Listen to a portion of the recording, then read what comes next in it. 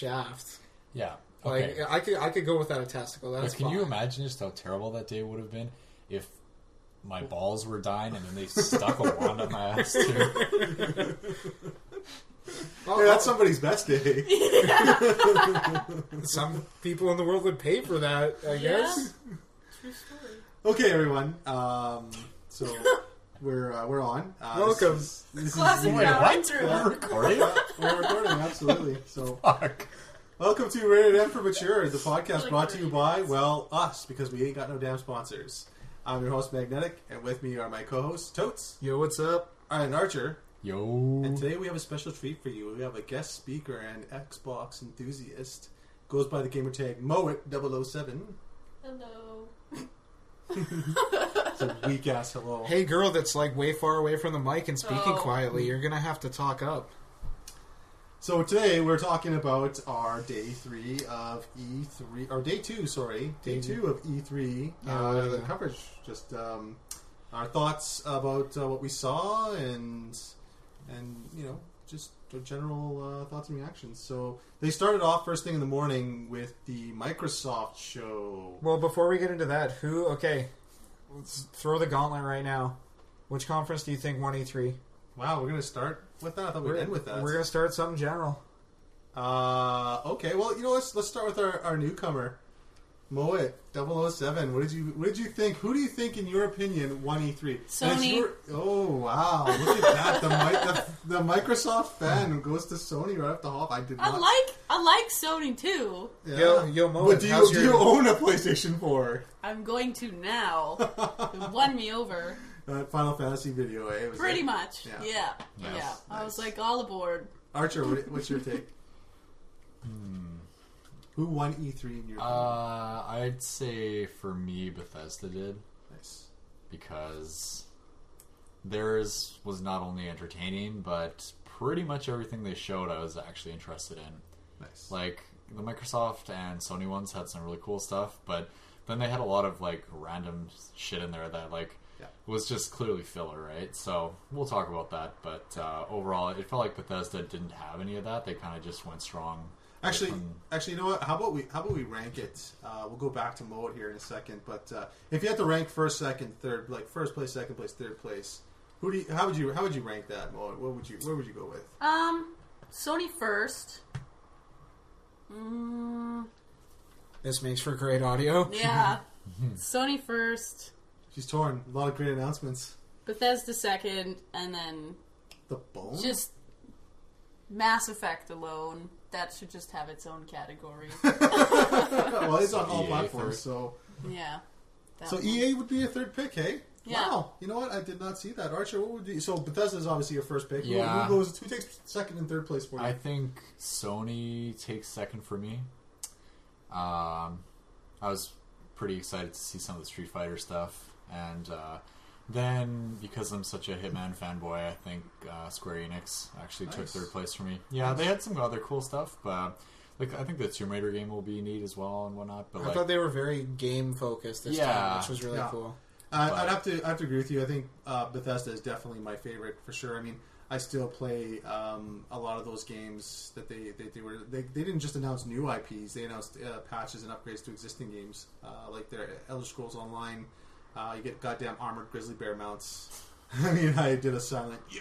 Well, maybe not so silent, but It was loved very it. vocal, and And- there was a mess. Yeah, and you know, I thought Microsoft this year had a great show. I mean, I remember we were saying what we want to see and not see in the last podcast, and I think Microsoft nailed it on all those points. They were humble. All they did was talk about games. They didn't fuck around too much with peripherals and all other bullshit. They had a great show. Great. except the VR thing. Yeah, a lot of it. Well, everyone touched on VR.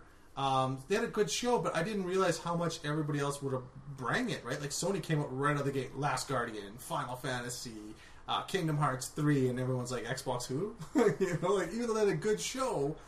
So for me, I'd have to probably rank my top 3 as Bethesda 1 for sure. Just Fallout 4 alone. Everyone knew this in the last podcast. That's one of my favorite games, period. I think Toad's can agree with that as well. And then, yeah, Sony, and then Microsoft, actually. I thought Microsoft had a very good show, and especially considering how they really fucked themselves last year. I think this was a great, return to grace for them. And I liked what they were about, and I liked the fan service that they gave. So that's how I'd rank my 3. Totes, where do you stand? I gotta go number 1, Bethesda. Just thinking about all the hours I'll lose into Fallout 4 alone is just gonna put me in a coma. Second, Sony. I literally got chills when that feather dropped for the Last Guardian announcement, and just the audience's reaction. It was so intense. It was awesome. Third, I gotta give it to Ubisoft. They announced some pretty sweet titles. Ghost Recon looks dope. Yeah. It's got a new setting this time around, and that soundtrack was amazing. Imagine Dragons playing anything is pretty good. Also, apparently, one of the presenters, the guy that was there for Honor, apparently I'm related to him. Really? Yeah, my great uncle, his son, is that guy, Huh. Jason Vandenberg. Random. Yeah, I don't know. I just found it out. My mom recognized him, so You should call him up. Be yeah, like hey, sponsor us. Yeah. Yeah, that would be cool. All right, so I'm going to read a little bit of stuff from our Facebook fan page. I'd asked the same question, who did our listeners think won E3? And of course, Toads had to get in there with the first post. And he put the fans. And yes, actually, you know what? This is a great time of the year for all the fans. But Let's be honest. It would, like this E3, certain announcements were legitimate fan fiction. Like this is exactly what people have been wanting. you were all about the puppets, though. Oh The man, Nintendo puppetry. the Nintendo puppetry was amazing. So one of our listeners, Joel Jolly, he writes in and says, "Nobody won really. Dank reveals from everybody." Okay, Joel. I guess that's your opinion, buddy. And then we get Concam Fallout 4 on the Xbone to allow mods for PC modders. I think that's a first for consoles, and yes, actually, it might be. And we may be wrong here, but Falls Portal 2 Yeah. for the PS3. yeah. So I don't know. You can read one off of the post as well too. Totes. Yeah, I mean, one of our viewers, Mike Francis, said the PC conference is killing it so far. It doesn't make any sense, but you know what? He likes the American Truck Simulator, so that's pretty cool. And we'll get more into the PC conference. That's day 3. That'll be on our next podcast. So we're a little bit ahead now. E3's done, and we're just trying to catch up since it's been a very hectic time. But awesome, good to hear from them. Yeah, shout out to Conrad as well with Mass Effect Andromeda trailer looking amazing. That Johnny Cash, that sweet Oh Johnny my God, Cash. that was such an epic trailer. All And I aboard wanted- the hype train. And I wanted to put excited. in my rankings there. I really wanted to put Mass Effect in there with but E3 show was shit, and we'll get into that. Yeah. That's the only prediction I did get right about E3, by the way, was Mass Effect was there. I called Hitman. I was holding out for yeah, it, you did, yeah. Yep, which I will talk about a bit later because I'm hyped for that. nice. Okay, I guess so. We'll just get right to it then. Microsoft conference was about an hour and something, Hour and and a half. yeah, a lot of big announcements from them. I personally, I own all the systems. I'll say it first of all. I know I like to talk about being the PC master race guy, but I do own all the systems, and I'm a 15-year-old kid trapped in a 36-year-old man's body, and I just love video games, and I could not believe. I thought it was such a great thing for Microsoft to come out of the gate and and just say backwards compatibility for 360. That's great for everybody. I personally think backwards compatibility is bullshit and it's just extra fluff. But you don't buy an Xbox One to play your old shit. You just don't. But you know what? People love that. People love backwards compatibility, and they love that announcement. And I can recognize that it was a good announcement for them too. Well, for people like me, I've been really wanting to play a good Call of Duty game. They don't necessarily have that is on there next such a gen. thing? Funny you should say that, because Black Ops 2 can potentially be added to the backwards compatibility games. However, the one game I would leave out of it is a little game called Modern Warfare 2 because I want it ported on next gen already. I'm going to be pushing that until it fucking happens. Hashtag bring back on 2. Every podcast. Until Activision sifts through the millions of podcasts and finds this one and goes, hey, this guy's onto something, let's do this. Listen, guys, we need to get this shit in. I want to pay my money for You it. heard it here first, 2016, it's Damn, happening. this guy will pay $80 to get our game. Let's make it for him.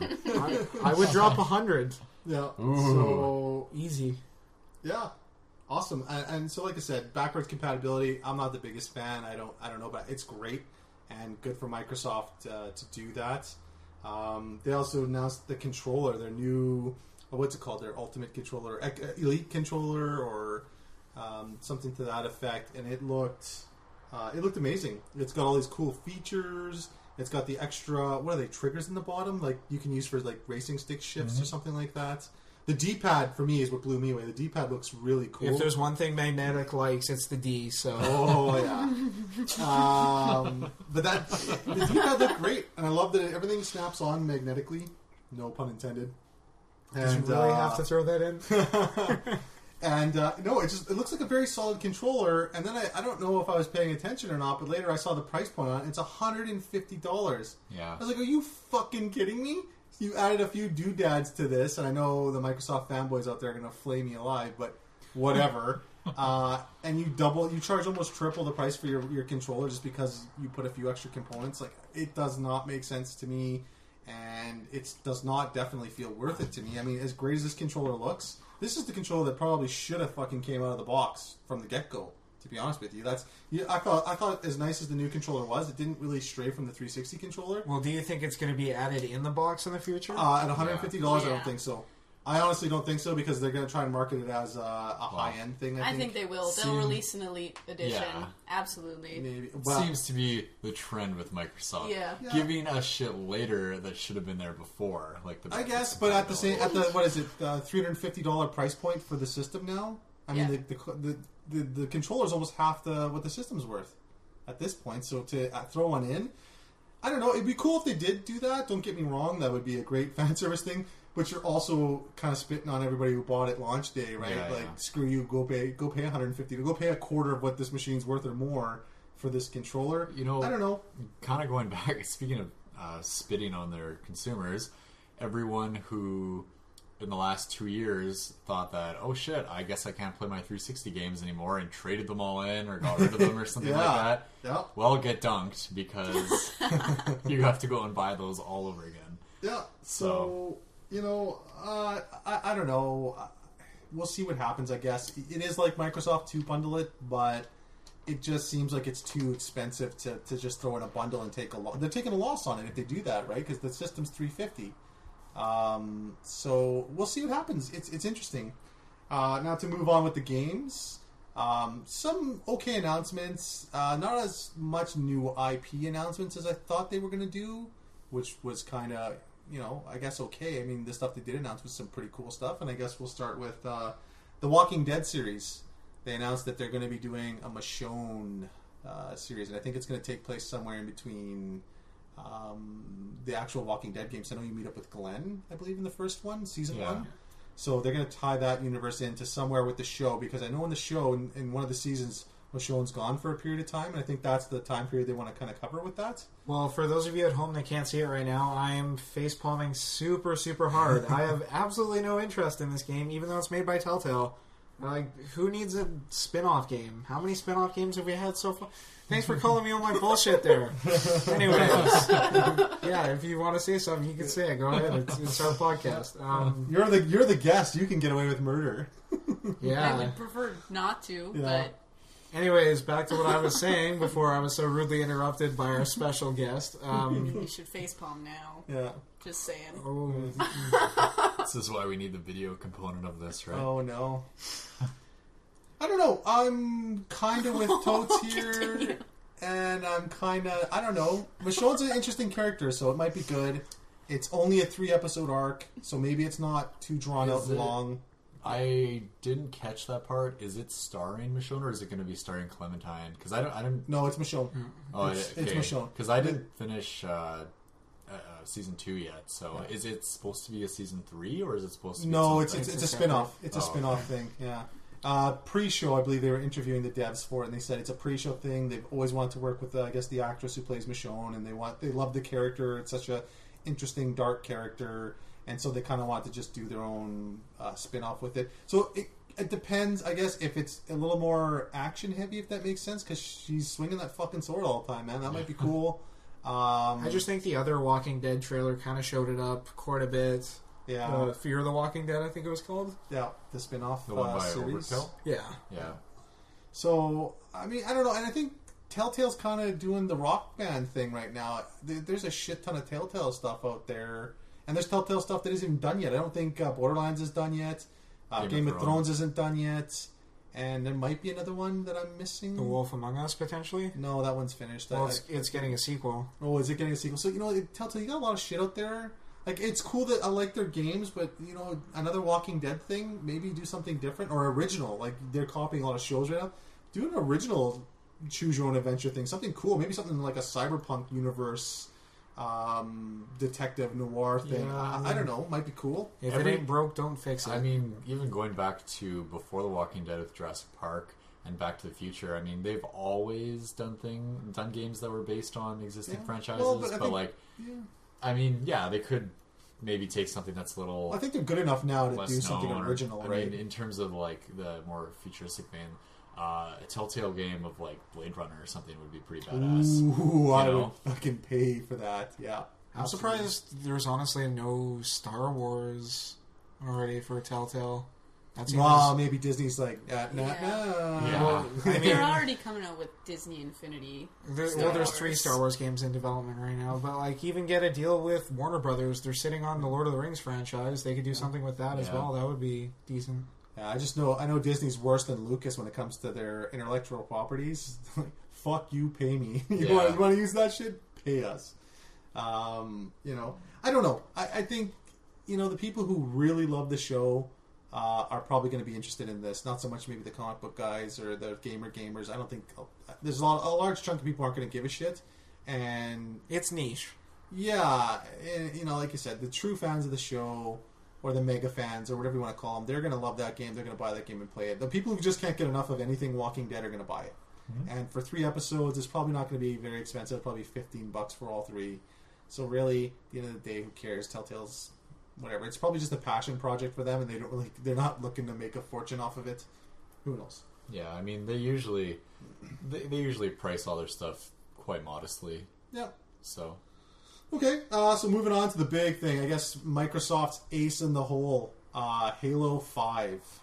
They showed a pretty neat trailer for that. It was pretty cool with Master Chief being missing, and then they kind of leave it open to, is he a bad guy? Did he go rogue? I don't know. Like, you don't know, and you're looking for him. Cortana, hide my Doritos. Yeah, I thought as far as Halo 5 went, the trailer was not bad. I've never been a big Halo guy, but it seemed like a serviceable trailer, and it seems to be making sense. That being said, I have heard a lot of fan feedback as well, saying that they're kind of just destroying the canon of what's in the books right now, so...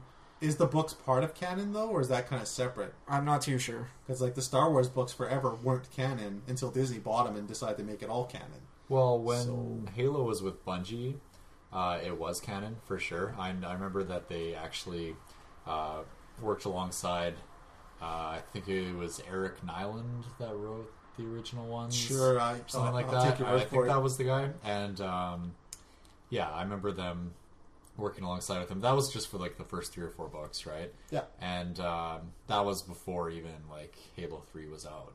So now, and here's the thing. Like, I guess Moet, are you a pretty big Halo fan? I enjoy Halo. Yeah. Do you know a lot about it? I don't know anywhere near as much. Like, Okay. I don't read the geeky crap of 'Cause- Halo, Whoa but there, I buddy. enjoy the gameplay. I've played up to ODST, and I thought Buck, who's in the trailer for the new Halo game, he's with a bunch of Spartans. It almost seems like he is a Spartan now, because there's a bunch of Spartans. Because the sergeant talks to all the Spartans that are going to be hunting or looking for John. And I just thought Buck was an ODST regular trooper, and maybe he still is, maybe he isn't, but he looks pretty big now. got the upgrade, man. I don't know. Like, I thought they had to do that as kids, or You just need to No. get Nathan filled in. oh, bad pun.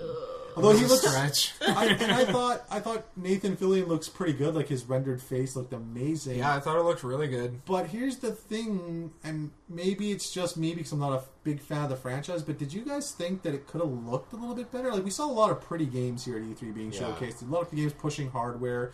And Halo 5 didn't look graphically amazing. Like, it looks good, don't get me wrong. But it didn't look like, wow, this is a next-gen Honestly, Halo. it's just that they keep making the art style with that like kind of shiny, glossy look, I guess. Yeah.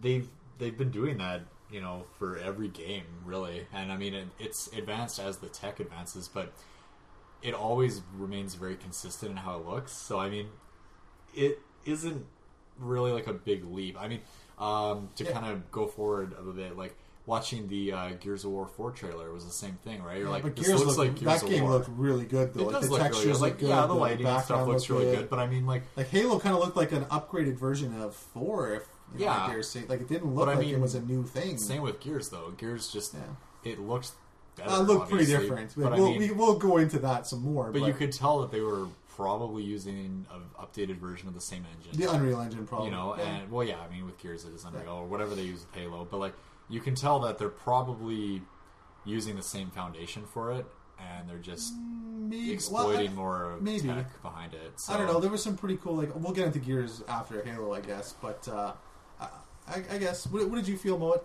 How did the trailer strike you? I actually liked it. I find now with a lot of games, a lot of the things that they focus on is they want to make it pretty, and then the story's shit, and it's not very good. And there's just a lot of they just add in a lot of fluff, and I like that Halo didn't really have a lot of fluff when I watched it.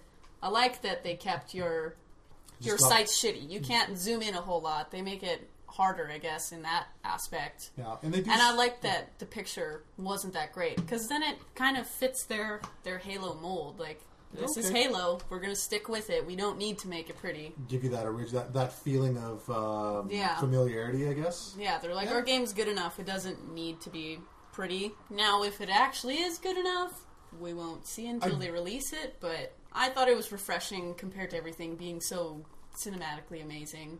Fair It enough. stood out. I'm kind of a graphics whore, being the PC gamer that I am. I like to see. You don't say. I like to see those resolutions for sure. And I'm willing to cut it some slack, and we don't know a lot of stuff yet if the dev team goes well because of the multiplayer is so huge. Because it did look like there's a lot of people in multiplayer. So I guess if the maps are bigger and the teams are bigger, that would explain again why maybe it didn't look as good as it could. And again, I'm not saying it looked bad. I'm just saying it didn't look. There were some really good games shown at E3 on the friggin' Xbox One and PS4 platforms, like for example Star Wars Battlefront. Never heard of it. Battlefield. It looked outstanding. That new IP from Sony, the Jurassic Robot Dinosaur Park Horizon. Horizon. That game looked amazing. Uncharted looked amazing. There was a lot of games that looked amazing, and Halo kind of struck me as mediocre. Not that it didn't look good for what it is, but maybe if they have those large multiplayer arenas, I'm willing to forgive it. Gameplay is king at the end of the day. Well, for Halo, I think it does suit its art style, but the thing that I was looking for most in the trailer was what is the co-op component going to be like? Because Halo has always been one of those games where there is local co-op. There's like no games nowadays that have that. Yeah, and it is 4-player co-op from the get-go again, isn't it? Mm-hmm. I think so. It looked like it from the trailer, but it would be interesting to see how they incorporate that into the storyline of the campaign. Yeah, well, they said that Spartan Locke is going to have his team of 3, and then Master Chief is going to have his team of Spartans too. So I think that'd be cool because kind of an unfortunate thing about the co-op experience in previous Halos was that either the other players were just like another Master Chief, or like in Halo 3 they were like it was like Chief, Arbiter, and then like 2 elites that nobody knew who they were. And if they actually can give more character to each different Spartan and flesh them out a bit, that'll be kind of neat because every single person in the co-op campaign will feel like they're part of the story as opposed to just being like, fuck, I wish I was player 1 because they're the only one that actually matters. I don't know why people haven't ripped off BioWare's how they do cutscenes in the Old Republic. Like, you usually team up in a group of 4. It's an MMO, granted, but usually when you're doing the dungeons and stuff, you group up as 4 people, and you all are custom created characters. They all have generic voiceover, right? So generic male, Sith, warrior, etc., etc. But when you do a cutscene, you all click when you're ready. You choose what you want to say, and then the computer does like a dice roll, and whoever wins the dice roll gets to be the character in the cutscene. Like, how cool would that be in a game like Halo, where in games are recording thousands of hours of dialogue anyways. So how cool would it be if we were all there and we all had a chance to be in the spotlight for a second? So in this cutscene, it was Totes. Next cutscene, it's Archer. Next cutscene, it's Moet.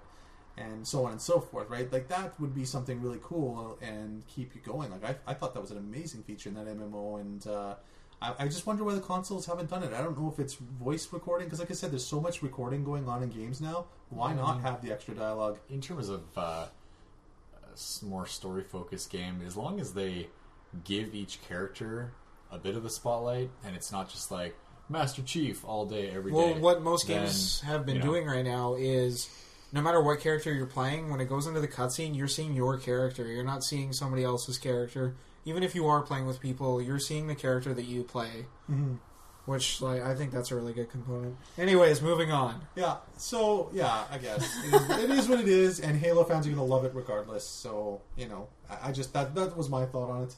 Moving on to Gears of War 3, another big, or 4. Gears of 4. Gears of 4, Totes. Yeah. Totes coined it first. Coined it, hashtag that shit. One. What's that? And the remaster of the first one. Yeah, the Epic Collection. Yes, of course they announced the worst secret in gaming this year. The Ultimate Edition, is it called? It's the Epic Collection. The Epic Collection, 1, 2, and 3. Apparently, for the PC built up from the ground up, you can go up to 4K resolutions with it. There's a bunch of extra tools with it. So that's kind of neat. I think it's a pass for me, to be honest with you. I've played those games so many times over and over and over again. Whatever, but it's cool. It's cool that's coming out. If you are just buying an Xbox One and you never played that franchise, I guess that's kind of cool. So I suspect that after the, I mean, not technical success of Master Chief Collection, but I mean, as far as I know, it did okay in sales, right? Just not so well in the that'll happen when you bundle it with the console. Yeah, that's true. But I mean, like, I wouldn't be surprised if a lot of the more prominent trilogies from last gen get ported over. Like, we're seeing Uncharted too, right? Like, you know, it's probably going to happen. Hopefully with, like, Modern Warfare 2, even. Dear God, please make it happen. Push it. Come on. We discussed this in our last podcast too, with these companies so greedy, just doing these quick HD re-releases. But it sounds like that the Coalition, I believe, is the new development company that makes it. It sounds like they did put a lot of effort in remaking it ground up, so good for them. They've swapped out a bunch of art assets and had to do things ground up again. So I don't mind it when it's an HD remake like that. Fair enough. But moving right into the next one, a few things that really grabbed my attention. It was a great trailer, and I am a fan of the series. But I noticed that they're not monstrous steroid monster soldier fiends anymore. Like, he's a normal sized guy in the trailer. We don't know who he is. He's traveling with a female. As normal as you can be. Yeah. When Marcus Phoenix and Dom and then we're like 400 pounds of muscle. Isn't it a company called Black Tusk that's making They were, but I believe it's called the Coalition now. Now that Microsoft owns everything. So we see these two characters, and apparently the COG armor is different. That this guy is not wearing a full suit of armor. He's just got like pants and a chest plate on, and he looks like a very normal sized person for that world. And I was like, wow. So, like, what's going on here? Is this like what I kind of wonder what time period this is. Is this after the third game, where resources are pretty scarce, and maybe that's why he's not wearing a bunch of armor? Is this taking place in the middle of one of these games, or is this on the other side of the world, maybe where things are different? The Coalition's maybe losing the war. Who knows? But it was pretty neat to see the opening with the guy and the girl. They're running and they're chasing something. It does have more of a horror game feel to it, at least at the beginning, and that intrigued me because I do like that kind of game. That being said, it's still Gears, so I'm not into it. But it did look pretty flowy, gameplay-wise at least. Mm-hmm. All it needed was a Johnny Cash soundtrack, and we've been it, or what? I mean, it looked like a next-gen Gears of War, really. To me, I mean, it looked like what you would expect out of that franchise going forward. Like, it looked very similar in terms of how the character models moved and like how the gameplay was and stuff like that. It just looked a lot better. Yeah, it did look a lot better, but I really have to agree with Totes here. I was a big fan of the first three, and I played them all by myself. I played them all co-op with a friend, and they were always dark games, but very action heavy. Whereas in this trailer, you're stalking something, some sort of creature, and you're going through these dark caverns, and there's not a lot of light, and then you find this glowing egg pustule thing. Well, that's it too. The thing you're hunting is not a locust. No. It's something completely different. Yeah. And it does have this horror vibe where, you know, you're in these dark corners and you're the hunter, but are you? Maybe you're the hunted, and, you know, and then the trailer moves on and you go to a point where you corner this thing, but it's not alone and you're fighting a shit ton of them all of a sudden. and then I think the trailer just goes dark shortly after that, and it looked really cool. But yeah, there's no. I didn't see any of the normal, bad guys we see in Gears. This looks like a different alien almost, or a creature that's native to this planet, I guess. So yeah, it was very cool, and like I said, it does feel like more of a horror game, which isn't a bad thing. I think maybe Gears does need to kind of change up its atmosphere, if you will. And I don't know. As long as I can chainsaw something in half, I'm good. Any thoughts, Mo, on the Gears trailer? Yeah, I just didn't care. I was like, cool, another Gears. What else? Is that because it's such a guy game? It's just a dude bro. It's chainsaws and cracking beers. Let's go kill something. Yeah, it just wasn't my game kind of from the get-go. When it was on It's the 360. cold train, baby. Yeah. Woo! I get that. I mean, that series Look at that. kind of lost momentum out of number 3 when they released Judgment 2, which was like... I know. Yeah. Judgment was like okay, I guess, for what it was, but it seemed really fillery. And I don't know. When did Gears 3 come out? Like 2000 and, I want to say 2011, 2012 or something. Something like that, yeah. So I mean, yeah, it's going to have been 4 years before we've had like a big Gears game. Back when I was a wee bab, yeah. And I mean, those games, unless you're like a multiplayer diehard, don't really have the longevity of something like Skyrim or Fallout would, right? To keep you interested after 4 years. So. Yeah. For sure. Now, speaking of a game that had gorgeous visuals, Forza 6. That game, every year, continues to just astound me at how far they can push the graphical envelope. And this game looked even better than the 5th game did. And they came out with the Ford GT50, I think was part of their trailer. They were talking about that car, and it just looked so amazing. And I just can't help but think, though, as much as I love the Forza 5 and I did buy it and pick it up, I just feel like I'm getting more of the same. It just looks a little bit prettier. It's like a fresh coat of paint, but I'm still doing the same things I'm doing. I don't know. It's like I'm not a big sports guy, and I hate sports games that come out every year, and same with the COD and the Assassin's Creeds, and I just don't feel like I'm getting something really different. So it's probably a pass for me, but man, that's probably the best looking game on the Xbox's library, or will be when it comes out. So I don't know. I thought it looks kind of neat, and more racers I believe you can race online against, which is kind of nice. But I don't know. Yeah, I mean, how much can they really do though? Like they can add new features, but like it's not like they can fundamentally change what car racing is, right? So it's kind of the same thing, with sports games. Like they can't go and change the rules to it. Really, they just have to work with what they have and. Yeah, but I think it would have a better impact if it was every couple years, not an annual thing. But the only racing game I need is Mario Kart. Okay. Legit. Yeah, and that's a great game. That's been around a hell of a lot longer. Yeah. One game I really thought was really cool was ReCore. Yeah. It was cool into the Sony press conference where they Yeah, got one but up we're like not 50 talking times. about we're not talking about them quite yet. We're talking about the Microsoft Yeah, show. that's true. And it was the first show we saw, and we saw this ReCore game. And me and Totes were on Skype, and we were watching the conference together. We're like, "Whoa, this looks kind of cool!" It's Yeah, it got looked this pretty interesting. got this fresh vibe, and you're this female main character.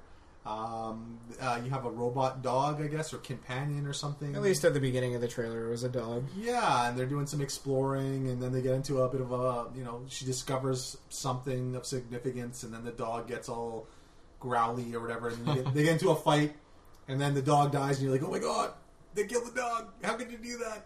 And then I guess the gameplay mechanic's going to be, the dog has this blue... It's a power core. Yeah. Power core in the middle of his body, and she puts it into the big robot, and then it's her companion's back, and it's a guy. It's a dude instead of a dog, I guess, and I would kind prefer of the dog, personally, but... Well, who knows? Maybe you can find another dog Yeah. and suicide the guy and then throw it in another... in an cool. instant. In a heartbeat. They'll probably have like different kind of gameplay mechanics around, switching the essence to other things. Yeah, it's something don't go into the tropey puzzles with this, like throw it into a squirrel robot and go underneath the little tunnel and open the door. Like, come on. Well, I think there's going to be a little bit of that, but it's not going to be so heavy to the point where it takes you out of the game. Mm-hmm. That being said, the genre that seems to starting to make a comeback right now is 3D platformers. Yeah. And that could easily fit into that genre for me. Doesn't this feel like a Fable-ish kind of game though with the combat? Like it's third person. Like it has probably some platforming, but it's more of a third person combat. You know what it feels like to me? It feels like Knack. Yeah. What Knack should have been. Yeah. What did you get? How did that hit you in the feels when you saw that? I liked it. I liked that there was a female lead for once that wasn't like, I'm a war-torn hero. Like Tomb Raider. I was like, cool, you're a badass. Can we just have, like, a normal chick who does just stuff? have a nice girl. Yeah. Who's competent but still not a warlord? Yeah, can we just have a normal girl be a hero? We're not ready cool. for that. Not until 2015. And I like that, from the trailer, the landscapes look really cool. Yeah. I enjoyed that. It was a nice change. It was nice to see, like, with all of these remakes and stuff, that they're like, here's something totally new. We're not remastering it or just upping the graphics. It's a totally new franchise. And now it seems like every conference had, like, here's our annual game, here's our other annual game. Mm-hmm. It's interesting because this year I kind of felt the opposite. This year I felt like it was, hey, you guys waited years for these games. They're finally here. Yeah, that's what I liked about it. They were finally like, okay, we're still going to do that, but now we're going to do something else, so you still keep buying our stuff. Yeah. But first, let's create some dank memes, right, Aisha, Tyler? Yeah. So I get a very what was that PlayStation game where you're the person in the red hood, Prince of Persia, and you're in the desert and you can only talk in sounds? Journey, yes. I got a very Journey vibe from Recore. Like, that's not a bad thing. It's a great thing. It's gorgeous, even though it's a desert and it should be bland and boring as all hell from what we saw. It looked like this cool, almost character in itself. It was just very visually pleasing, like Journey was, and I'm looking forward to seeing what it's about in the future. Because we didn't get that big of a taste of that game. We just got a quick sample of the swappable pets and the combat, and you don't really see a lot. They don't give you a big trailer there. So that's what I liked about it, though. Yeah. I like that they're like, here's just a taste. Yeah. Now sit on it. Now pre-order. No. Okay, guys, can we please finally get to what my favorite game of the Microsoft conference is? As I talk with my hands like a French person. Which one? 30 games, $30, the Rare Collection. I'm in. I'm done. I'm buying it. Yeah, no, when I was initially watching... That's the Kazooie fanboy in you. Oh, God, so hard. Well, when I was watching it with Toads, we're like, Rare's on. Okay, we're thinking Battletoads is going to get announced or something epic like that. And they didn't. Well, Battletoads is part of it. Yeah, the original, for sure.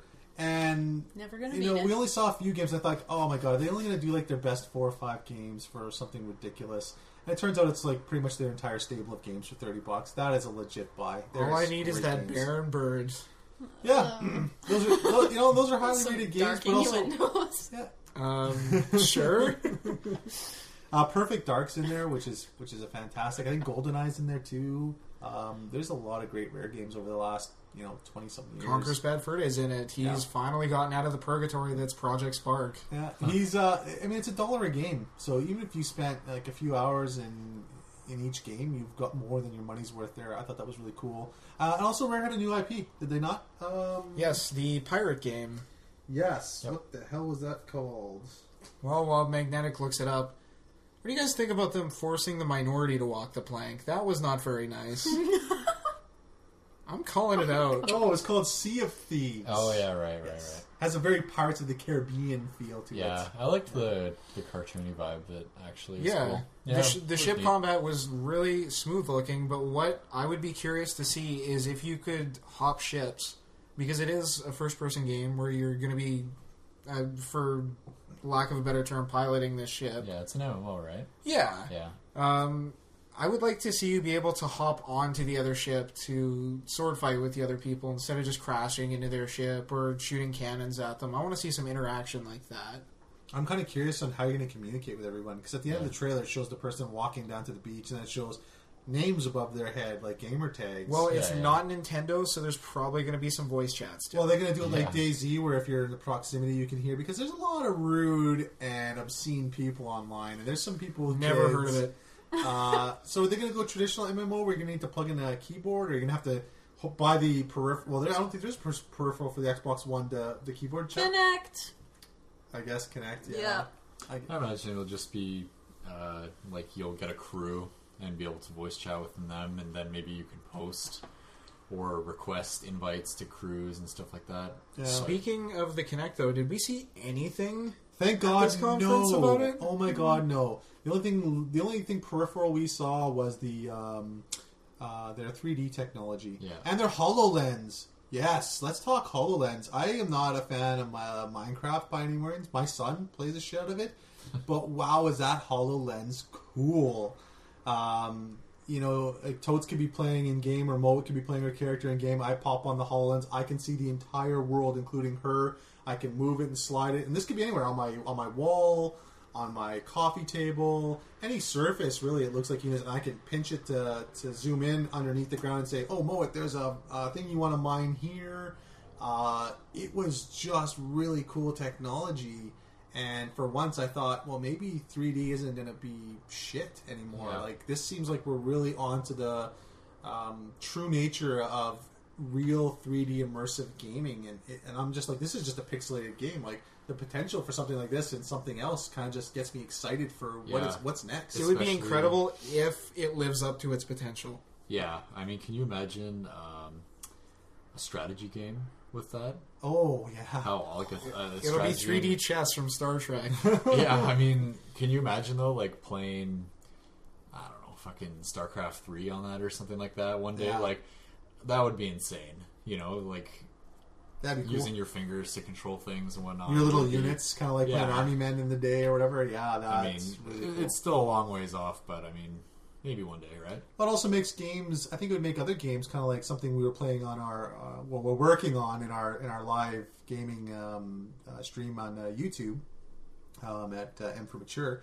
We're playing The Vanishing of Ethan Carter, and that's not really a game that you need to do a lot of action and shooting. That seems like a game just perfect for HoloLens. It's an exploration game. You're exploring. You're trying to solve these mysteries that happen within the world and these murders. And for that seems like a perfect kind of game to implement for HoloLens. Like, how immersed would you be with that thing on and roaming and just cool. I would like to see it for something like a horror game. Oh God! For me, that would be the ideal. There's already Mo is shaking her head. Oh hell no! Yeah. Well, look hard pass. Look forward to the horror games in the future, people, because we got Mow It Down for a game in the future. Yeah, yay! We're gonna listen to me scream and cry. So excited! Yeah, so subscribe to that YouTube channel if you like to hear. If you want to see a girl scream and cry, then you're a bully and you're our kind of viewer. If you're a masochist, like, comment, and subscribe. Follow us on iTunes, tweet us on Facebook, and join our Facebook group on Twitter. Yeah. I really think that we're kind of past the gimmicky phase of 3D. I think 3D, to me, growing up with these things, I'm a little bit older than you guys, but growing up with this, 3D seemed to be this gimmicky thing people tried to sell and cash in on, and God, did they ever over the years. But it finally feels like we're getting an honest effort for real virtual spaces, like real, true 3D virtual spaces. And I think we're just hitting, pay dirt here with this technology. Here's why I think that's also possible, because it was only movies before, and movies did not offer you interactability with the software themselves. Yeah. When you're playing a video game, you're forced to be the character who's making decisions, even just making things like slight movements in a game. You could play I Am Bread, and if it's 3D, it would be much more interactive than going to see Jurassic World in 3D. Yeah. So, for sure. I would love a game that you could play like on Tony Stark's computer in the Avengers, where it's just like a giant touch screen. Well, that's what HoloLens is, essentially. You can move that. Yeah, but I would like them to actually do it, though. Same. And not just be like, we got it, we could do it, but we're never going to do it. I'm sure if you had Tony's billions, you probably could have something like that. That's the dream. So, very, very cool. And we also saw another new IP called Gigantic. Very cartoony. It's described as a shooter/MOBA game. Each team of 5, I believe, has their big gigantic. Yeah, there's like a guardian. You get a guardian. Yeah, and you got to destroy the other team's guardian to win. I kind of felt like, this is not for me. Were any of you guys getting a Viva Pinata vibe from that trailer? Oh my no, actually, I got Zelda Wind Waker remake A little vibe bit, from it. yeah. I was Really? like, I'm into this. Just because I really liked that game on the Wii U when they remade it. It was fun. Yeah. So I think this one will be nice because seems like there's going to be a bit of strategy. It and could I have like potential those if it's graphics. free to play. I think Yeah, it is free to play. It is free. Actually. Yeah, it is free, and they do. I think they said they had content planned, and that's where they'll probably make their money is on the content and on skins for the character. That's I mean, for most MOBAs. Yeah, right? it's a perfect pricing model. It's a proven model too. That's makes a ton of money for these other companies. So I think Microsoft will be fine here, so long as the game itself is good and solid. To me, I play a lot of MOBAs. I don't need another one in my life, especially a hybrid shooter, kitty. I don't know. To me, it didn't really grab me by the throat and said, "Play me now." Like I just pass. Yeah, it looked kind of cool. But whatever. The game that grabbed me again by the you-know-whats was The Division. We see it again, and then they go on to their beta access. They actually give us a release date, so thankfully it's, real this time. Yeah, it is. And let's see. Let me check my notes here. It says The Division will be... Well, the Xbox players get early beta access in December this year. December. Yeah. And then early next year. I think it's first quarter next year. So, do you think that's enough of a reason to purchase an Xbox? Oh my god. Well, it's on all systems, I believe. But, I mean, to purchase the game itself, they show this mode, and it's one of the multiplayer modes, and I think that the main... I don't want to say hashtag. I've been hashtagging everything lately, but old age will do that to you. The main kind of theme to it was trust no one. And it shows this team of, I guess, special operatives trying to get through this dark section of the city where it's just every man for themselves. And I guess apparently you get loot, which is cool. So you get this really cool weapons and loot. Yes, Moet.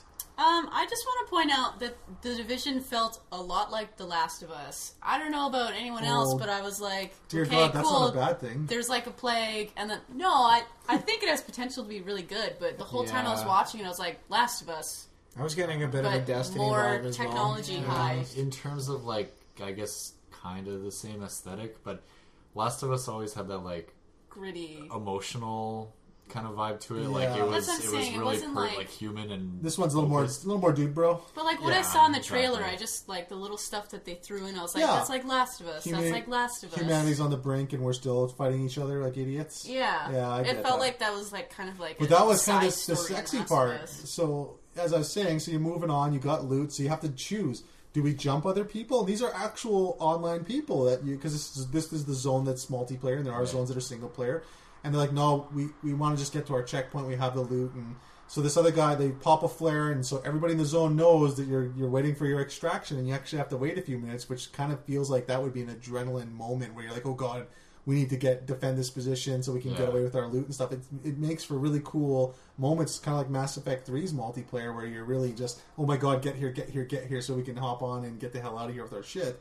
And another group does, in fact, intercept them, and they're like, what do we do? Because they're not really talking to them. I guess they're not chatting or whatever for whatever reason, so they decide to fucking engage these guys, kill them.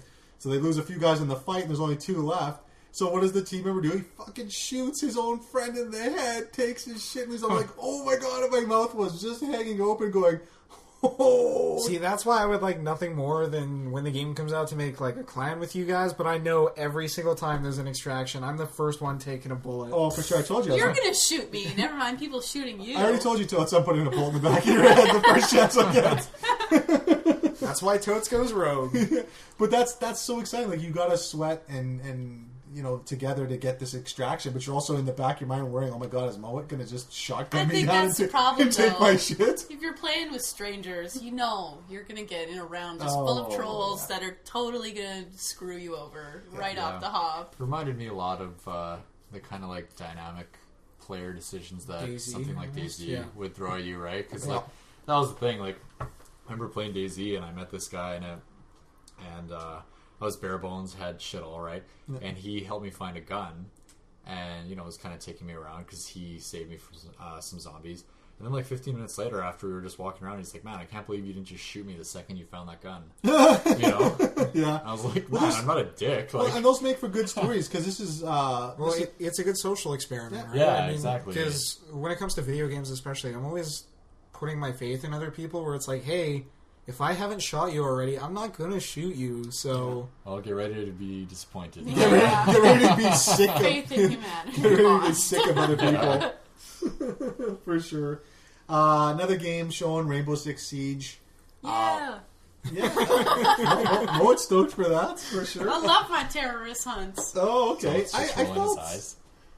I don't know. I felt kind of underwhelmed. To me, I feel like that's the kind of game, if you don't play with 4 other people, you're going to be extremely upset. And even 4 people you know that you can work together well with. Because it seems like it's very reliant on actually taking orders from a team member and deciding to go with that person's plan instead of saying, screw you, Mo, I don't want to listen to you, I'm going fucking rogue. And then you're dead and you're screwed now because the other team's working like a team.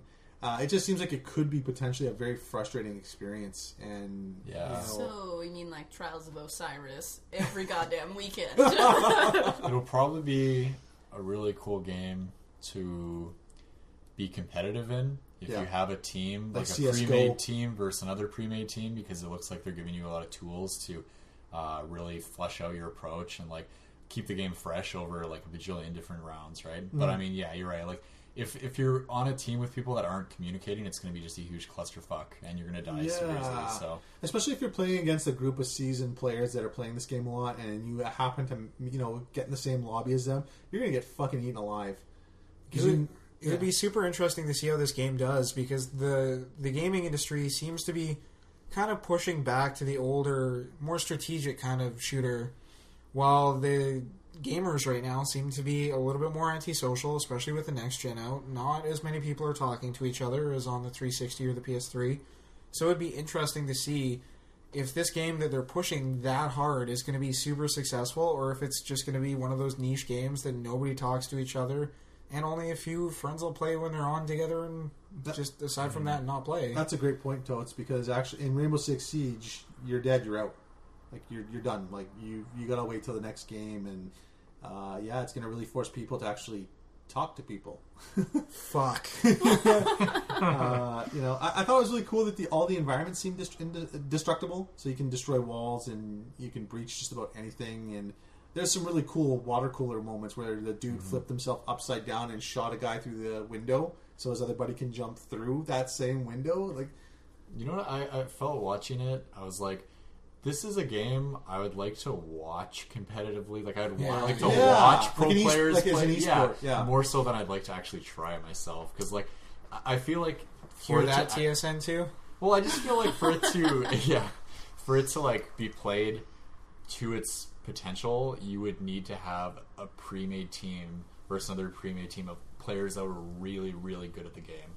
That would like maximize the use of all the different weapons and gadgets that you can get, and like all have their different positions really fleshed out. Get your and, like, Roombas ready.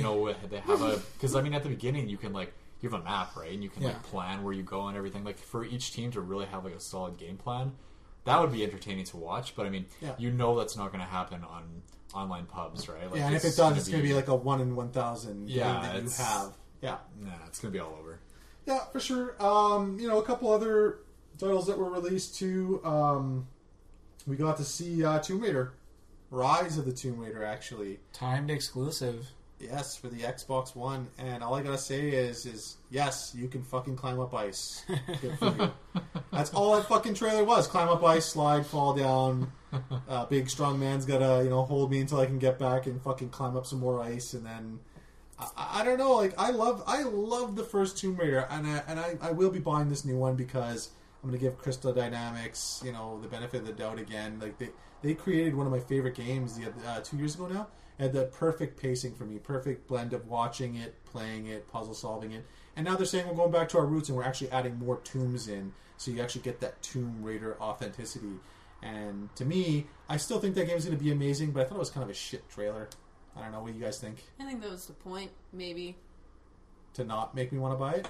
No, to just to force you to trust them. Be like, we're not really showing you anything, but we haven't really shit the bed a whole lot, so buy it anyways. I guess. I don't know. I think it would have been nice if they kind of split it up better. Like more gameplay footage too. Showed you those high intensity running away from nature scenes, basically, that were in the other ones. Or some death scenes, because that was the cool part of the first Tomb Raider. There was a lot of really cool scenes where you fucked up and died. And there's two things that I'm looking for in the Tomb Raider game.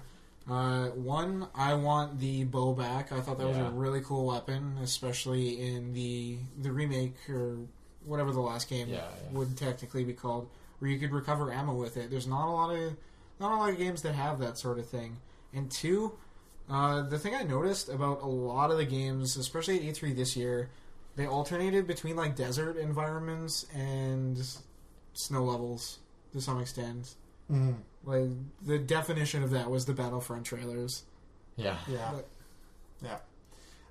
So yeah, hopefully we see more. We didn't see a lot. But you know, and like I said, I love the first game enough to just kind of take a leap of faith here, and we're going to see more anyways. And and we all know it's going to be good. I imagine it'll play very, very similar. And that's a good thing. I think that's an absolute good thing. Just, you know, better increase the graphic fidelity. You know, a different story, but it's still an engaging story. More tombs, and for me, that's enough changes to make a really good game. I mean, it sounds like they have the same voice actress for it. Yeah. So yeah, I'm ready. I'm ready to get back into that world. Now, one of the other games that were released, and again, it's even worse than the Tomb Raider trailer. They don't give us anything, just a quick CGI intro. Plants vs. Zombies 2. No, that was the EA conference. It was also at Microsoft. It was at Microsoft, too. But Dark Souls 3. Big announcement. Huge Everyone cock tease. lost their goddamn shit, and they showed you nothing. A giant skeleton king rising, sitting up. I don't know if you managed to see the released photos for the display that they had at E3. That was the coolest looking The fountain statue I've seen. bleeding some black. That shit was over it. amazing looking. It's creepy as fuck. Are you a fan of the series, Moet? Yeah. Yeah. I don't know Solid why response. I enjoy playing and then getting mashed by a like shitty little skeleton, and you're like, yeah, I finally killed it, and then you get to the boss, and then you get mashed for another like week. You get wrecked. Yeah. But I like it. My son too. My son is ridiculously deep into these games. He's put hundreds and hundreds of hours in. He's the PvP champ. He is, yeah. That's all that hate mail. He's dedicated, yeah, for sure. And he lost his mind. And I was just like, why? We didn't see anything. We just saw a CGI trailer with a little bit of story, I guess. I haven't started yet. I do fully intend on playing it, and I think Bloodborne's kind of turned me on to that genre now. I really enjoyed that game, so I kind of want to play the Dark Souls games, and I feel I owe it to myself to play them.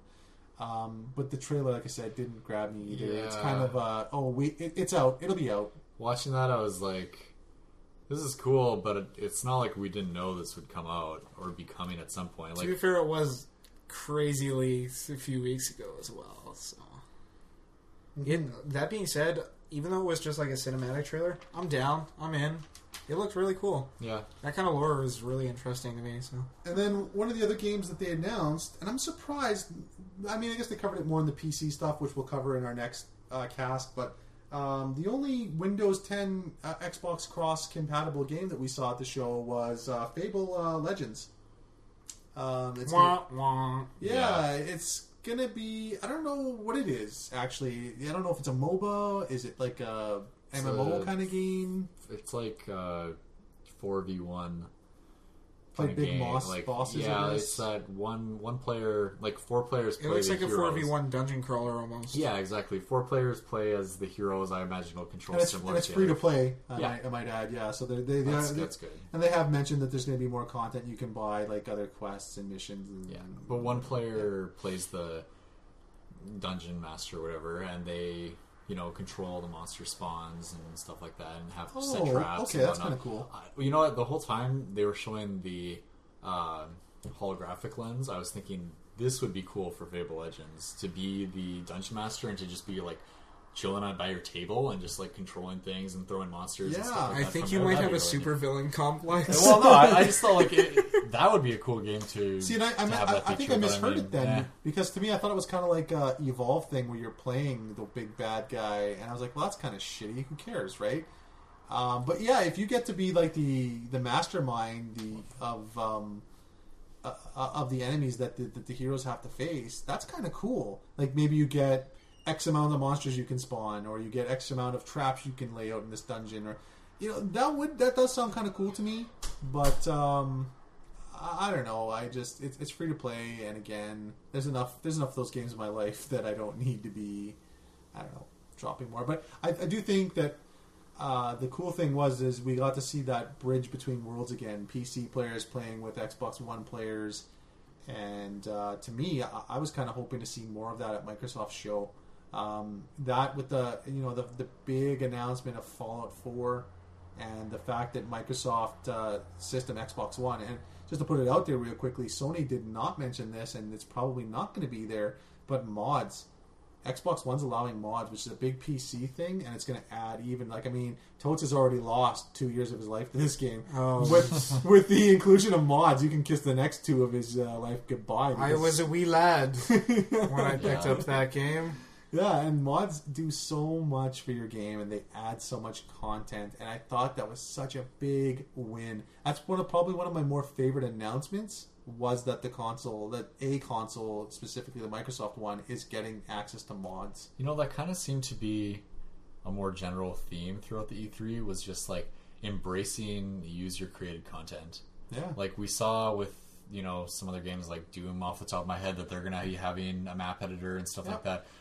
We saw... Except PlayStation's not, though. Well, I was going to say there was that one game, Dream, right? Yes. Dream. Yeah. That's kind of running with that, too, of just creating your own thing. Yeah, we'll get into that. The Sony conference is next. But I think that'll be cool because, obviously PC has shown that mods and user-created content is the future. Not only does it add value to your game, which it does. How many people bought Skyrim after the Macho Man mod? Yeah. It helps the company selling it, and the modders don't really make it they can, I guess, right? The beautiful thing about mods is that they're made by people that really, really love the game that they're modding. Working for free. Yeah, working long hours for free to improve the game. They generally fix the game before the developers can, so your bugs are gone way before the developer addresses them because they're too busy trying to fucking sell you some bullshit DLC they're making. So the modding community really... Let's not jump to conclusions, though. I mean, they're working hard on something regardless. I just think if a fan wants to support their game, do it. Do it. Do it. Do it. Just do it. We love you, Shia LaBeouf. Yeah, but I mean, it adds so much value to the game that the longevity of playing through something like Fallout 3 could almost double it just with the mods, because there are mods for extra quests, there are mods for companions, there are mods for just basic skins. You want to make your character naked? Go ahead. And it keeps games like Fallout or like Skyrim and stuff like that relevant, because these people increase the graphical fidelity as new technology comes out when the developers don't. So, I mean, you can buy Skyrim now, even though the game's been out for 4 years, and it'll look amazing with some of the graphical mods. The texture packs are released. Now, we're not going to see that in Fallout, mind you, because the technology is not going to change. The Xbox One's going to have it. But what you are going to see... probably will see it on PC, though. Absolutely. Years from now, Oh, yeah. So, but on the Xbox, you're going to get more for example, in Skyrim, there's extra companions that people made with the existing tools, and extra quests, and extra stuff like that. You're probably going to get on the Xbox One, which I think is fantastic. Well, my friends and I have been playing Left 4 Dead and Left 4 Dead 2 for 8 years now, and the reason that game has so much longevity, aside from us just being really close friends and loving the game, but there's been so many custom campaigns created that you could play hey, I want to play Left 4 Dead. Yeah, do you want to play the Silent Hill map? Yeah. Or do you want to play the Resident Evil map? There's just a whole bunch of different opportunities where it's not just one storyline even for a game. It could change the foundation of what the game really is and expand it to just almost be a sim of whatever kind of game you want in the context of the controls of the game you're playing. Such a big win for Xbox users, for sure. And I mean, we know mods are super cool. I mean, DayZ, just to name one, is a mod. It was a mod for Arma, so mods in themselves can become bigger than... Yeah, well, and I mean... looking back, some of the most popular games ever created have been mods. I mean, you look at Counter-Strike, actually, pretty much every fucking thing made by Valve ever. Every esport game. Holy shit, we figured out their model. Yeah. No, but I mean, just in Counter-Strike or Dota and stuff like that, if we don't see Archer tomorrow, Valve's got him. Yeah. Gaming! User-created content, and it's really cool seeing, these normal guys that make mods and then become millionaires because of it and have a career out of it and stuff like that. It's really neat, because not only does more modding opportunities like this enable the game, but it also enables ordinary people who have a bit of time on their hands to go with it, and like maybe they can make a career out of this if they're really passionate about it. Some people really enjoy playing games. Some people really enjoy making stuff for games, modding, and and some people enjoy listening to certain podcasts while they're making these games, like us. So hey, I mean.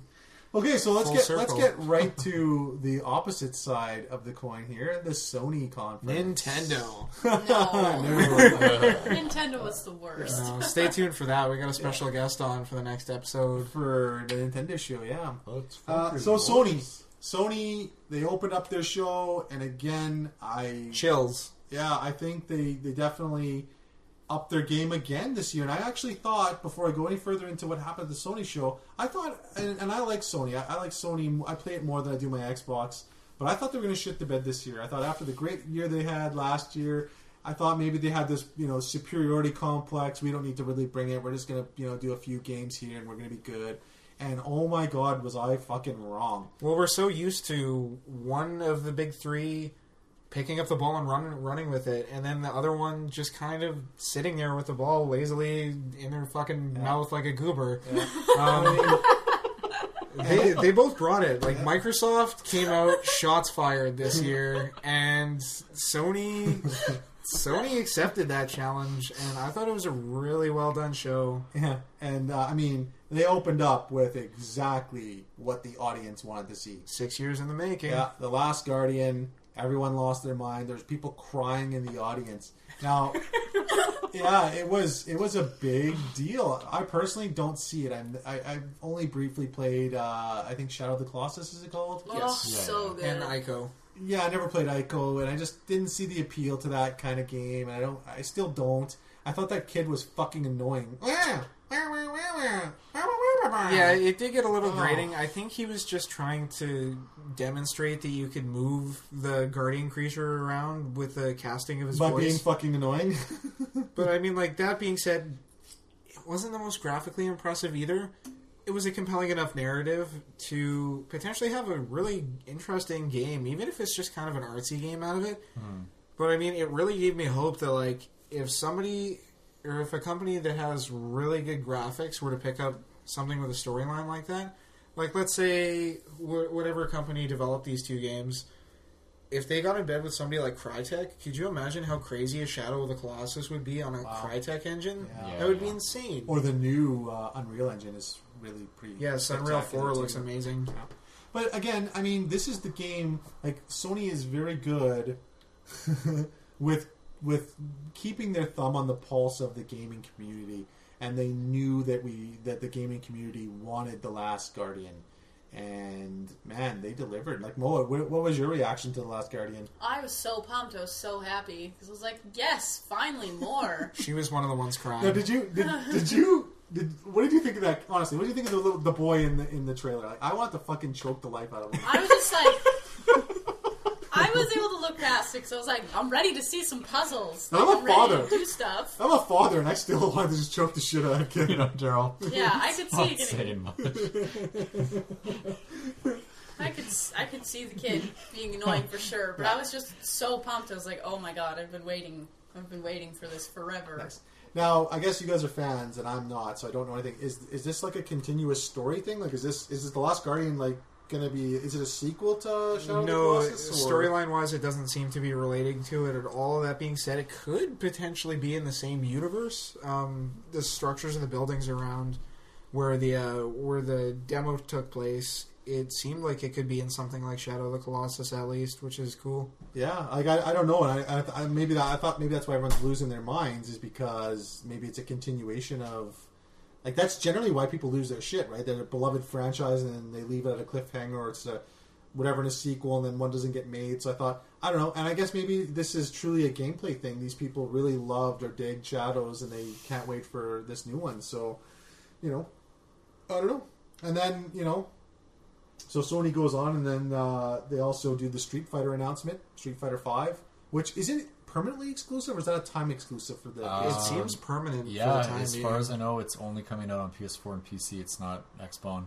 Wow, that's pretty huge for the fighting community. That'll sway some definite people from buying an Xbox. Absolutely. I think it's incredibly interesting to see what Capcom is doing right now, because officially being up for sale a few months back, and it's like they're courting Sony to buy them or something. No, they're really they're showing that they're open to expand. I mean, there's one other company aside from Capcom that has enough franchises that are large franchises. Things like Devil May Cry, Resident Evil, Lost Planet. Those were all Capcom. But if they were to go to somebody, which they did, like Nintendo, if they were to get in bed with Nintendo, so to speak, they could make a lot of really spectacular games. Somebody like Sony would also do a really good job with any of the Capcom franchises. And I think it's about time that we're starting to see a few exclusives trickle out from that company. Yeah, that's a good thing. Now, I want to jump quickly to the end of the Sony conference real quickly. Because I want to bounce back to the Microsoft one. I know we're kind of wrapped up with the Microsoft, but end of Sony conference, everything's really good. We're all super happy. And then they announced Call of Duty is exclusive on their machine now.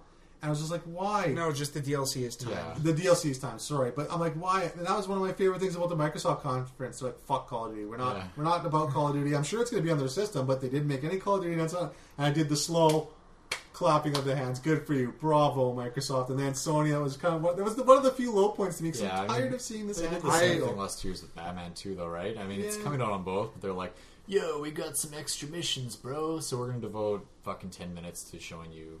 Yeah. I wish I had that sound clap. Just when I thought I was out, it pulled me back in. I was so ready to just be like, hey, guess what, guys? Fuck Call of Duty, right? And then I saw the multiplayer trailer, and I think I'm going to dance on it. Oh, no. Yeah. See, and I'm done. I'm so done with that franchise. I saw it, and I just saw more of the same, but with mechs. Like, whatever. Oh, fuck mechs, for sure, but the multiplayer, like, them bow physics, them sweet, sweet bow physics. I think for me... wall running. It's never happened before, right? Hardcore parkour, Titanfall styles. Yeah. I don't know. Call of Duty, just do yourself a favor and just come out... this is why Bethesda wins. They come out with fresh... Well, not fresh, but they wait like Rockstar does. There's another company that makes amazing games every 4 years. 4 or 5 years they come out with that different IP. They don't do it annually. Every 4 years you get the next GTA and you're salivating by that point. You can't wait for it. You can't wait for the next Elder Scrolls. You can't wait for the next Fallout. But no one...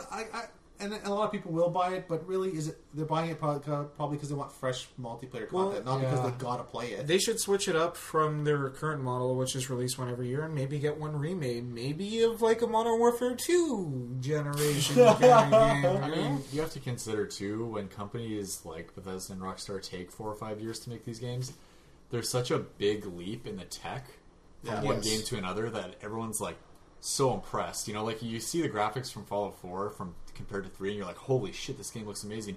Even though it's not the best looking game that was even shown at E3. You know, like it's not the best.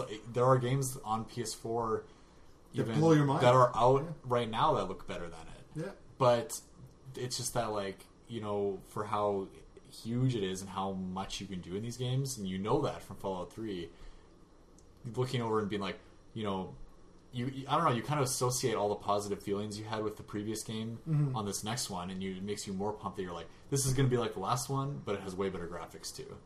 Well, and I think the old saying rings true here, and that's absence makes the heart grow fonder, right?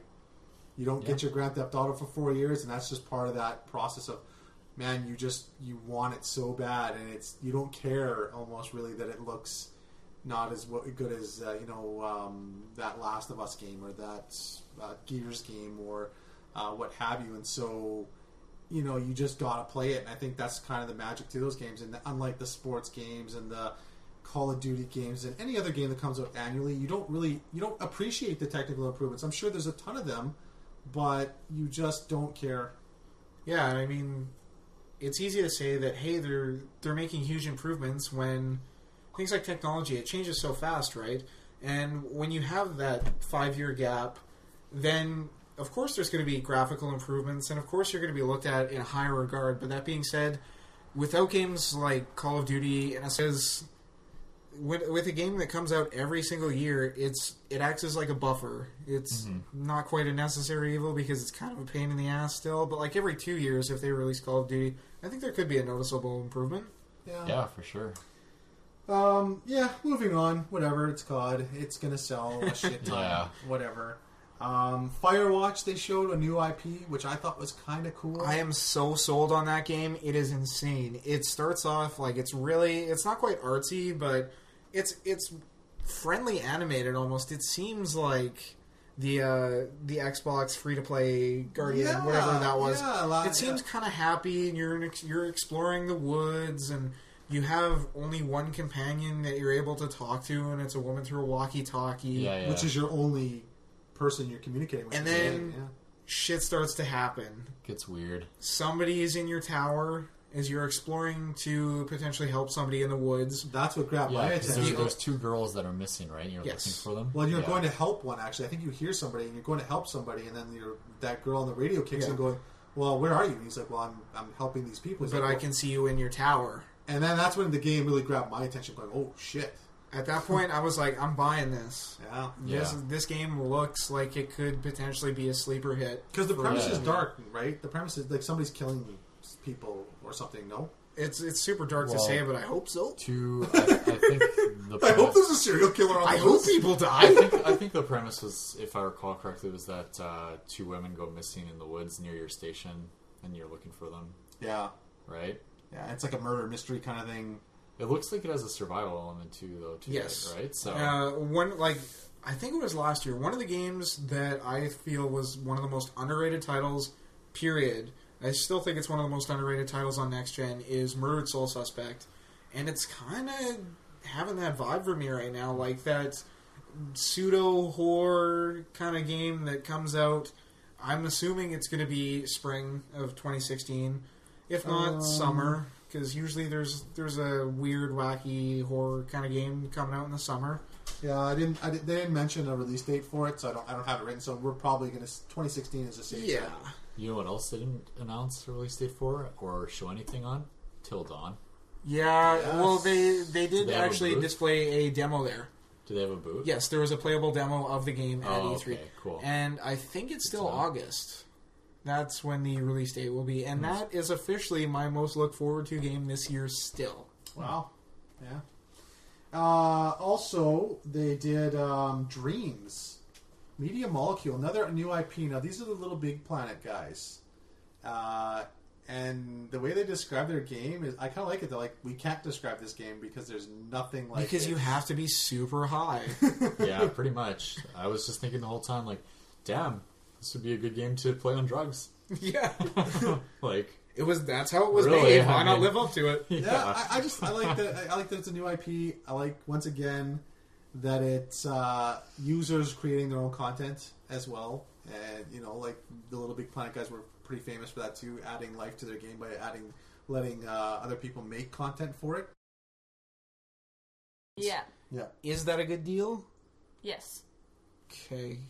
Cool. Because I'm considering.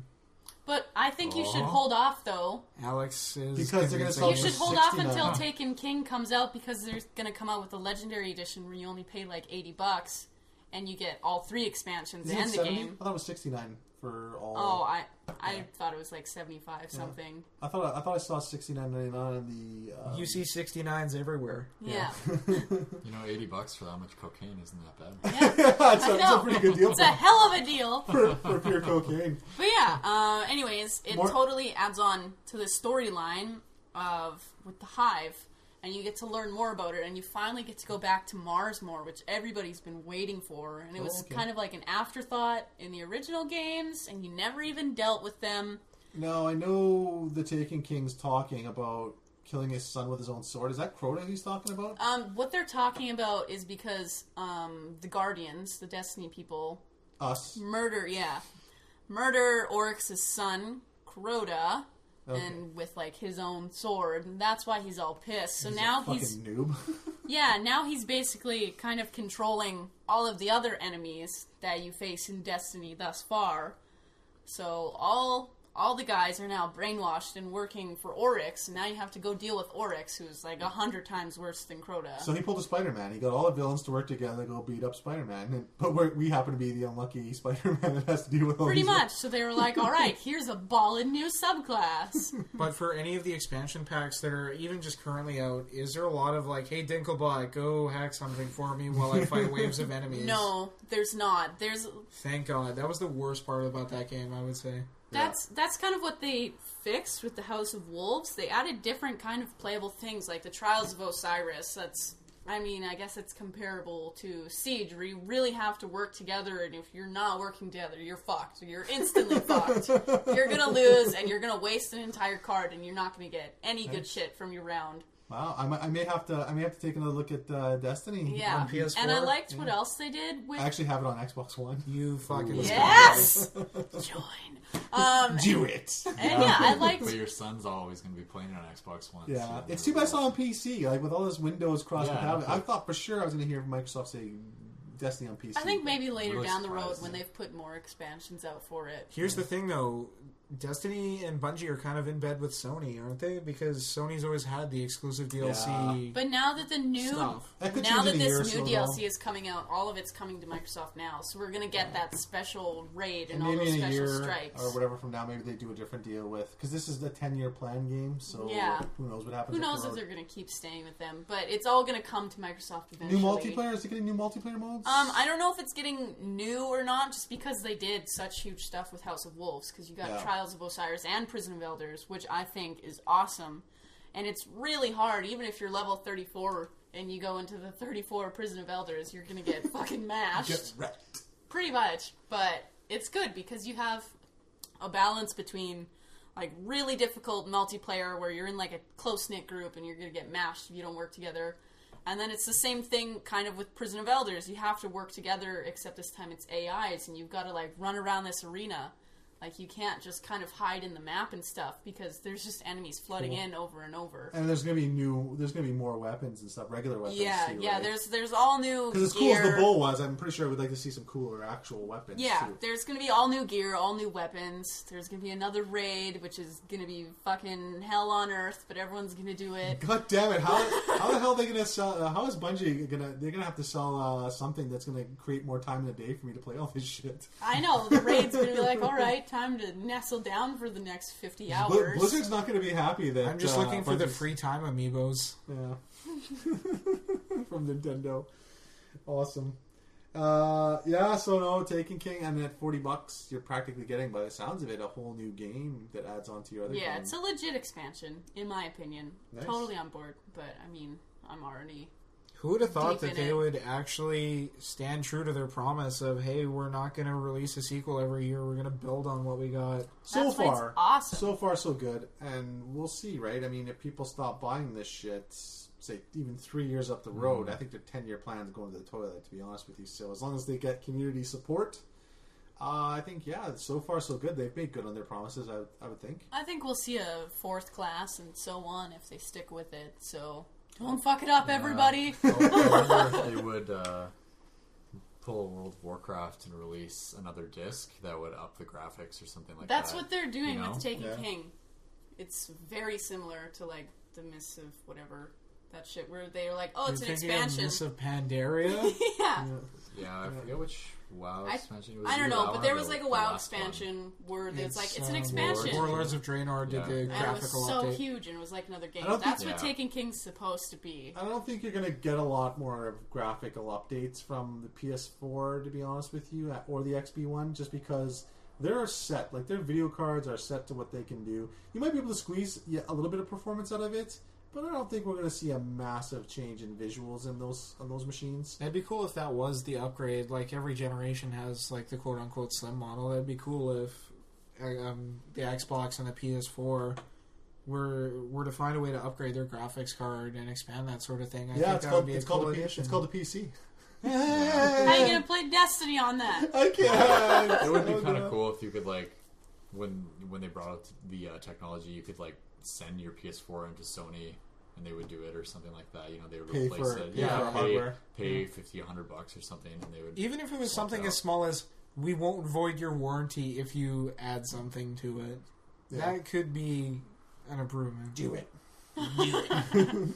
Okay, so Mo, I'd like to ask you, did you lose your goddamn mind at the Final Fantasy VII? Yes, I fucking did. I was so pumped. Oh my god.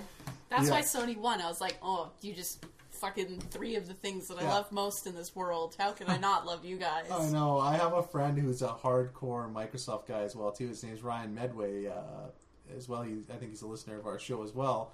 And he was actually, I was trying to convince him for years to come play on PlayStation with me. And he's like, no, sorry, I'm a Microsoft guy. I just used to the ecosystem. I love everything about it. And hot damn, he texted me after E3 going, oh my god, I just bought a PS4 because of fucking Final Fantasy. I know. When I think, even though it's only like you get an advanced thing with PS4 and it'll come to Xbox later, I'm like, I should get a PS4 just for this, because when you think Final Fantasy, you think Sony. It feels wrong to play it on the bone. It does, yeah. And I know. Here's my thing though. Like, I know it says remake, but there's a few things in the trailer that don't kind of match up with 7. Like when they're all walking and you see the park in the city in Midgard and whatnot. It seems a little different. So I wonder if they're. Go right ahead, Mo. Get in there. What do you want? Yeah, it's not like a remaster where they're just like making it prettier. They're adding to it, and the guy even said like there's gonna be differences in like the playthrough. They're gonna be adding to the storyline. They're changing things around, so it's not just a simple remastering. It is a remake. They're Watch like, it with the claw hands, dude. Yeah. no, I'm just gonna keep doing it. I'm excited. It's like a full Nice. remake from the So ground up. an old timer like me who has played that game, You'll get into it all over again because it's- there's gonna be new stuff for you. it's That's gonna why be it's something- gonna be great. What about somebody who has never played a Final Fantasy game before, period? Is it a Still good gonna game love to start on? Yeah, I would say so because Well- you're gonna mix the old with the new, so you're getting the best of both worlds with this game. I do like Hannah Montana, said Yes. no one ever. Well, and 7 was the game that mainstreamed RPGs. I mean, I remember when I was a younger man in the 90s when it was the first video game, I think, period, to get a TV commercial. How was Pearl Jam at the height of Yeah. their... Oh, they were fucking awesome. I was in my early 20s, late teens in the 90s, and I remember seeing that was the Back first. when I was born. Yeah. Way to age me, thanks. Yeah, no problem. And Final Fantasy VII was one of the first actual TV commercials, and I think Tomb Raider got one later back in the day, but that was the game that mainstreamed RPGs. So, I mean, yeah, Totes, I think it's a game there you can was a definitely- certain other game that was announced at the Sony conference that seemed to let's say, streamline RPGs a little bit. A little game called Shenmue. Yes. Oh my god, the nerds went nutballs. Oh, that's because the Sega Dream... This is the granddaddy of JRPGs. The Dreamcast has a special place in a lot of people's hearts, mine included. And I think this game was one of the fathers or grandfathers to the open world genre games as well too. Mm-hmm. Yeah. And I think like after the Sony conference, it made its 2 million Kickstarter goal. In like a few hours. Yeah, like, and then not Sony even- those It was dudes. 44 minutes. Yeah. Yeah. Now, so no one can say I'm not a Sony fanboy here. Yeah. Sony kind of does a douchey thing here, going, "Oh well, we plan to back this game too. We just want to gauge the interest for it." And But thanks for the 2. yeah, thanks for the 2 mil kind of thing. Here's the thing, Come though. on, Sony. Here's the thing. You bastards paid for it. Yeah. They're not going to learn their lesson if people are just throwing buckets of money at you for promises. Yeah. I think everyone's gonna have a bit too high of an expectation though now. I think Sony's gonna Now to quickly Living hop back to Final dangerously. Fantasy VII, Moet. Do you think those are going to be like in game, kind of like the Final Fantasy 15 demo, where it kind of looks like the movie and the graphics are insane, or is that just some video CGI bullshit they're using? Which to one's sell us? supposed to come out first again? 15? 15, yes. Oh, Oh, God, yes. 7's gonna be beautiful the whole fucking way through. I would venture as far to say... Fingers and toes crossed. Yeah. I would venture as far to say as they will wouldn't- come out the same year, 6 months apart. I'm just Yeah. scared that it's all video magic that we're seeing here. Kind of like... Doesn't matter. Worth it. All right. Well, there you go. I don't know. I just I forgot what I was gonna say. Never mind. Claws. You're so Just excited. claws. You're so excited you lost your goddamn mind on Final Fantasy. Pretty much. Nice. Flopping back to Shenmue, though, I think it's again. Sony once again goes, "Hey, we're about you, the gamer. We're about you, the fan. We're about you funding Yeah. us. Give us all your money. that was kind of douchey. But again, they're just going, listen, we're listening to the community. We are listening to what you want. Except for Beyond Good and Evil 2. Fuck that game. But in general, we are paying attention, and we are, and they're making good on that promise, too. So. You guys remember the Vita, right? Because we don't. Yeah. No, that's that's doing well in Japan, though. So I guess they're happy with it, and I don't know. It is what it is. So awesome. Another game too that's kind of a new IP. It doesn't feel like a new IP right now, but No Man's Sky. No Man's Sky. I think this game has the potential to be the next game of the decade, like Half-Life 2 was. It's trying things that are really, really ambitious. It's so expensive. Dude, I realize how fucking huge that is. When he pans out to show you the galaxy, and then galaxies of galaxies, and holy shit. For me, like, the biggest part of it is the exploration for when you get planet-side. If you want to, like, run from these stupid AT-AT Sentinel things and hop in the water, you're like, holy shit, there's fish in here that are swimming around that I can document. It's crazy. Can't you name planets after yourself or designate them or something? I don't know if you can name planets.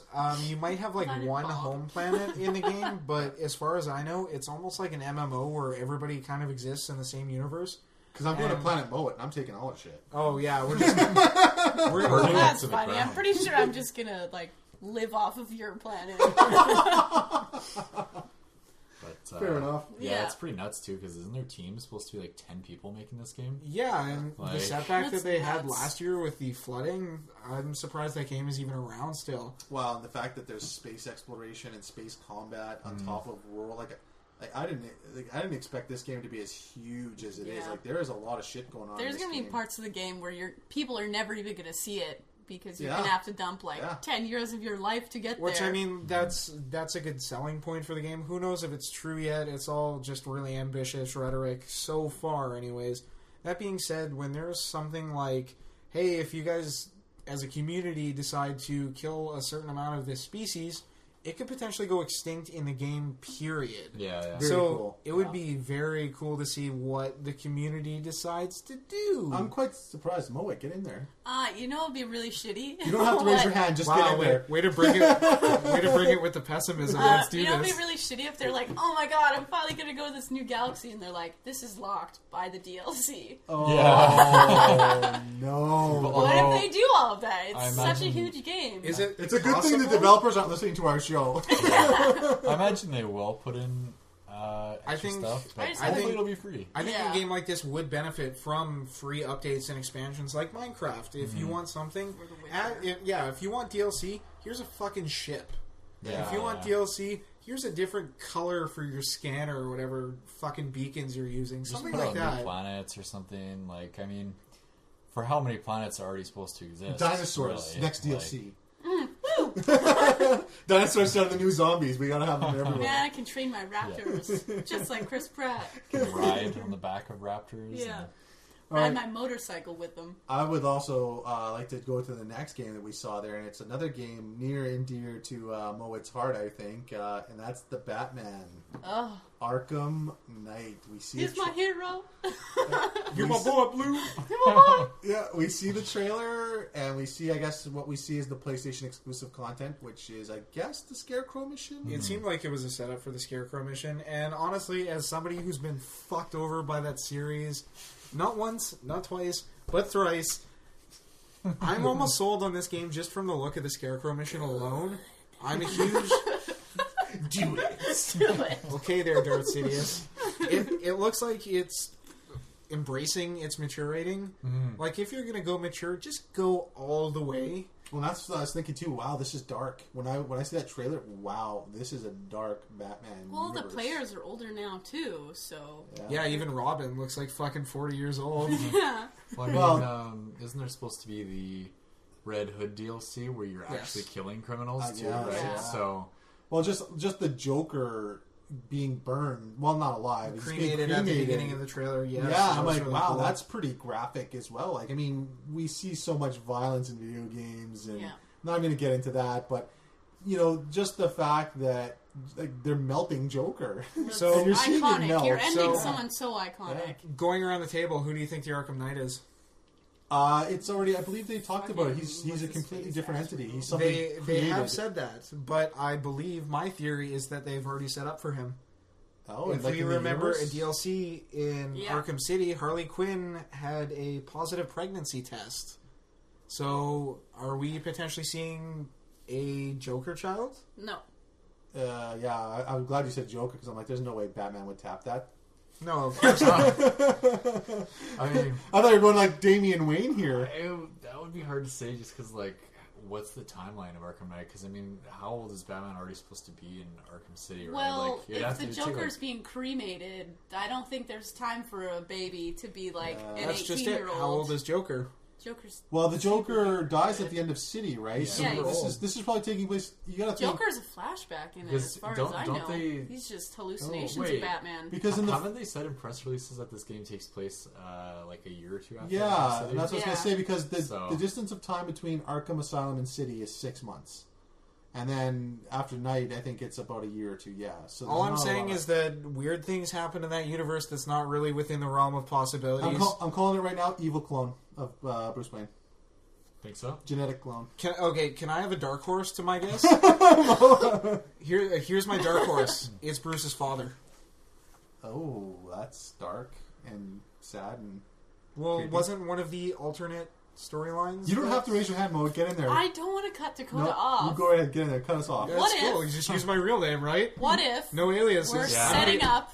You just got me killed. I'm dead. Okay, Sorry. well, I'm dead, man. No, I'm just Sorry, kidding. You That should be like- happy that That's someone's fine. stalking you then, because that means they're listening to your show. Oh, Anyways, what if... says the woman who's they're... on it. yeah. What if they're leading into Batman Beyond with this?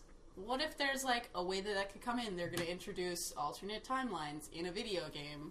I don't know if I'm okay with that. It's possible. I mean, my money's So not on that. So you're thinking he's the Batman Beyond? What's his name? No. Like Alex something? His name's Terry Terry, something. Terry McGinnis. No, Right. I'm totally Sounds like a blanking. deer. Something like that. It's exactly Yeah. The that. guy I still think it is I think it's, I can't remember his name. Azrael, maybe? He's in the game Oh. though. Like he's actually in the game. He's I think been it'll still rumored might for a be him. while. I think Man. it still might be him though, because in the comic books, he often gets brainwashed and does terrible fucking shit and doesn't know about it, and then Batman has to He save seems, his like, he ass. seems like a shitty character. There's been a Yeah. lot of rumors that it's actually Hush as well. That would be cool. That would be Or cool. you know what else would be cool, I but thought- the timeline doesn't work for it. Is it would be really cool if it was Damian Wayne. Hey Archer, what do you think? Nothing. Well, considering they're releasing Red Hood DLC, it would make the most sense if he was Jason Todd. Because Yeah. I mean, you know, That's the reason I think it's not Jason Todd Yeah. because I don't know, like if it turns out that the Red Hood DLC is some kind of prequel, it would make perfect sense that it's setting up for his role as the Arkham Knight. On the cartoon Red Hood too, the Batman and him fight quite a lot. Yeah. So I don't know. Just other than that, I mean, though. Batgirl's got her legs back. who knows, man? Maybe they'll pull an Arkham Origins and he'll be the Joker. Yeah, I don't know. Like I said, I'd like to see. Guess we'll find I'd like out to see in Damian 3 because days, right? the developers were saying they created the Arkham Knight because Batman's villains are so iconic, but none of them are physical matches for Batman. They all fuck with your mind. They're all What? serial Yeah, I killers. mean, Are we Bane. just omitting Bane forever and Killer Croc? Yeah.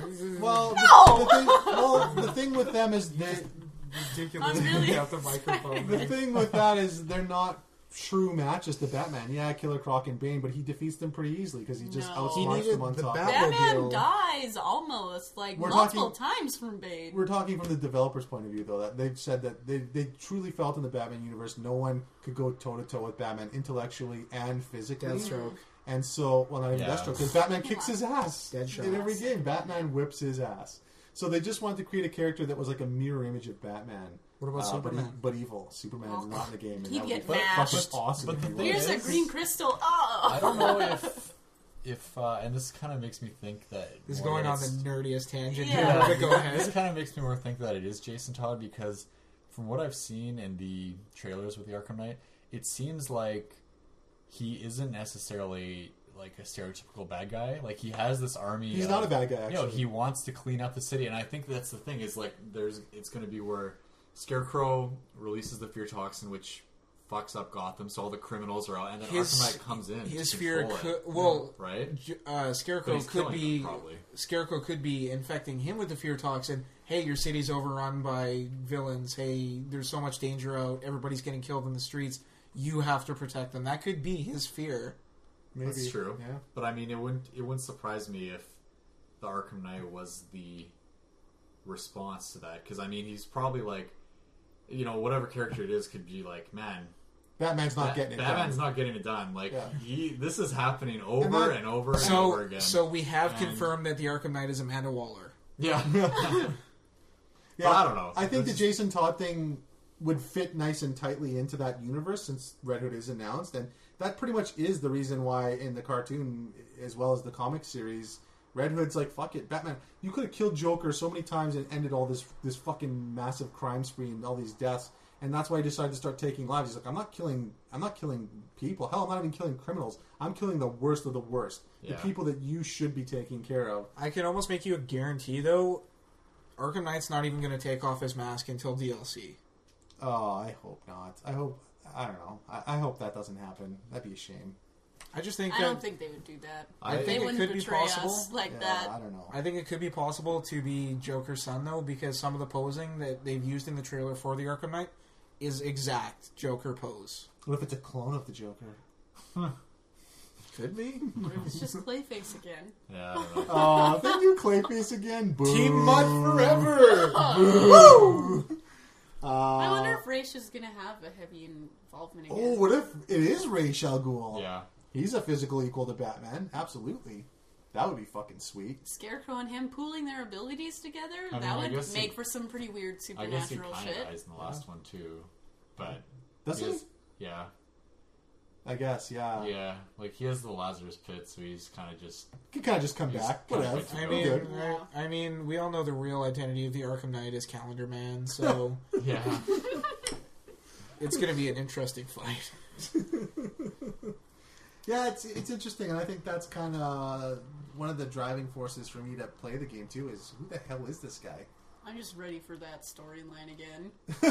You just want to be in there beating up. I was so Smashing bad submersed in guys. Arkham City. I Yeah. was like, this is the best game ever! So, Moet, real question time. Yeah. If I was to purchase a game within the next week between your beloved Destiny or the Arkham Knight, what would be a Arkham better Knight. investment? Arkham Knight. Arkham Knight. Wow. You gotta have the community for Destiny, and I don't know if you have that. Yeah. Because you guys all hate Destiny except for me. She's wearing a Batman shirt. she's for like, God's Yeah, sake. It's look at this. She's like, you gotta put away the cocaine and then move up to the crystal meth. Yeah, Yeah. Which you is gotta do Batman. heroin in this arm and crystal in the other, and that's Batman. And that's Dukes' house on a Friday night. Anyways, Yeah. That's fucking horse. He's Awesome. gonna listen and be pissed. Now, the Oh, one dear. shitty thing about the Sony conference, in my opinion, was the PS View portion that they did was basically saying, hey, we want to be like Netflix. This is the thing I hated the most about the Xbox shit last year was, we want to be TV, we want to be a PVR, we want to order your pizza for you, we want to be the sports channel. That's what I didn't like about the EA Access portion of Yeah. Microsoft too. I was like, oh, Yeah. get on with it. Yeah, and then the PS View is like, oh yeah, we've got pay TV service, and instead of ordering channel bundles, you can only and they make it sound like this is such a big deal. You can pay for just one channel if you want. I don't really give a shit. I didn't well, buy I it. think it could be a big deal if TV decides to go that route where everybody's cutting their cords, right? So if they're going to be trying to get that untapped market, I think it Might already as is well. kind of going that way. I guess I just don't see mean, value. I stuff buy like I buy Apple gaming TV. machines to play games. I have a TV and computer for Netflix. yeah, but don't know. I see it as just as like another step in advancement. Like, who needs cable when you have a PS4 that plays this shit? Yeah, right? exactly. I mean, you can tell that over the last few generations of the consoles, they've really tried to make them this like multimedia center that can do all this different shit. It's not just for gaming now, right? It's for your music, it's for your movies, it's for online. Songify this title. Yeah. Wasn't that the Sure. problem with the Xbox last year, though? Everyone was like, oh, it's just a social media box. I want something to play games. Yeah. And now I feel like it's like, I guess, okay on Sony, which I Because don't Sony has the really games like. to back it up, though. Yeah, and thankfully, So though, does Microsoft. Sony didn't spend a lot of time on it, and they didn't spend a lot of time on their Project Morpheus either. So, they showed off Project Valkyrie, which looked really cool. But really, I mean, the two people wearing glasses are shaking their heads going, nope, not for me. Yeah, Hard pass. man, I can't wait to see those insanely blurry peripherals. Yeah, I mean, I'm kind of stoked on it, but, it is what it is. Where do you stand, Moat, with the Star Wars announcements? We'll start with the first of the Star Wars announcements, which is the Disney Infinity 3.0. With I thought the toys looked cool. The game, I don't know. I feel like the interactive Disney portion is just kind of like a relived Disney wants it on Darth this. Lord. I'm like, what have you guys become doing all this crap? I don't know. They I want- just don't care about They want Disney in on that Infinity. sweet, sweet toy money that everyone else is making. Well, wasn't there a Sony exclusive with it too? Don't you get Boba Fett or something? Yep. Boba Fett? Boba Fett? Boba Fett? Yeah. Dude, Yeah, you get a super duper awesome Star Wars bobblehead. don't Boba talk Fett. to me about pronunciation when you call it Shenmue. Fair enough. So we do see the Star Wars playbox and the creating missions and stuff again. To me, I don't see anything cool there except for maybe buying the toys just because they look cool to put on a stand or something. I don't know. I mean, Hope you like collectibles, Junior. yeah. And then Star Wars Battlefield and Battlefront. Battlefront. Sorry, I'm mixing. Dice is making it. The same people who do the Battlefield franchise. So, yeah, Battlefront. And strangely, all the footage we saw is running on PS4, which I thought was kind of amazing considering how well this game looked. Like we do see classic hashtag frame rates on But the PS4, Dad Vader surprised though. yeah, Luke Vader looked really cool in the sword fight. And is this a game that's really tickled your fancy at all, Moet? Do you see yourself playing this? Yeah, all of the previous Star Wars games I've really liked. All I'm hoping for is that I can just get that black lightsaber and destroy everybody, because that was in one of their other games, Star Star Wars Wars- Force Unleashed. Yes, that was Force Unleashed 2 with the black lightsaber. No, you got it in the first one too. You Did just you? had to hunt for it. You Wow. had to work, and I worked. And you were cutting up bitches. Yeah, I just want to be a dark. You just like staring Darth at Lord Sam Wellington. with a black samurai. You Or just not Wellington. samurai. Was it him? Yeah. Don't you have to play the Or iconic characters? Sam then? Witwer was his Yeah, name, Witwer. sorry. Like, don't you have to be Vader, or Luke, and I don't. Obi? I and- think Yeah, they're it's like probably the heroes. surprise things.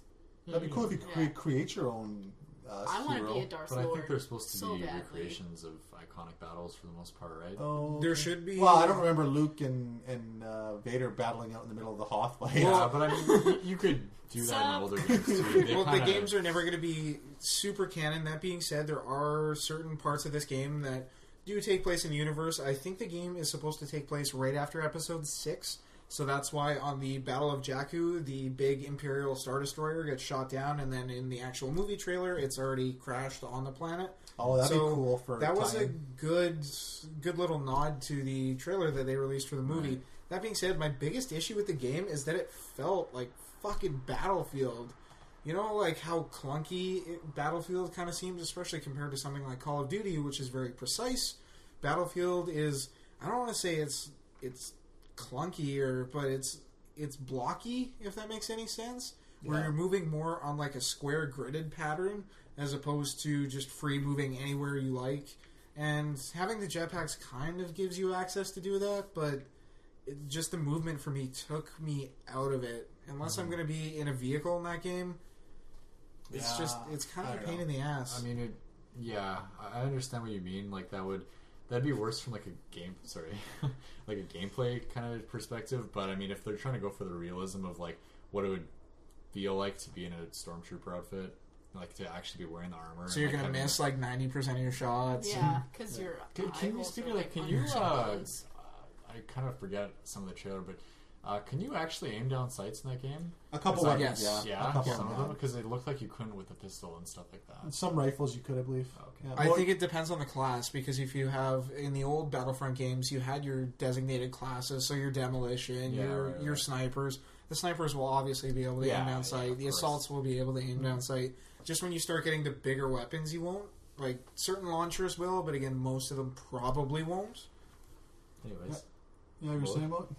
Oh, I've been like trying to avoid as much like video and stuff from it as possible, so I haven't like looked into it at all because I don't want to get aboard the hype train and then be horrendously disappointed. This is like only multiplayer, right? There's like no. I think there's a single player portion to the game as well, and there's Kind maybe of, it's like co-op. strike missions almost. There's a co-op portion as well. That's my main concern. I initially when I heard of it, I was hungering for some story in there too. Mm-hmm. So I'm just kind of nervous that it's going to be like half a Call of Duty game with lightsabers. I'm gonna be not buying it right away. I'm gonna wait and see for as sure. well.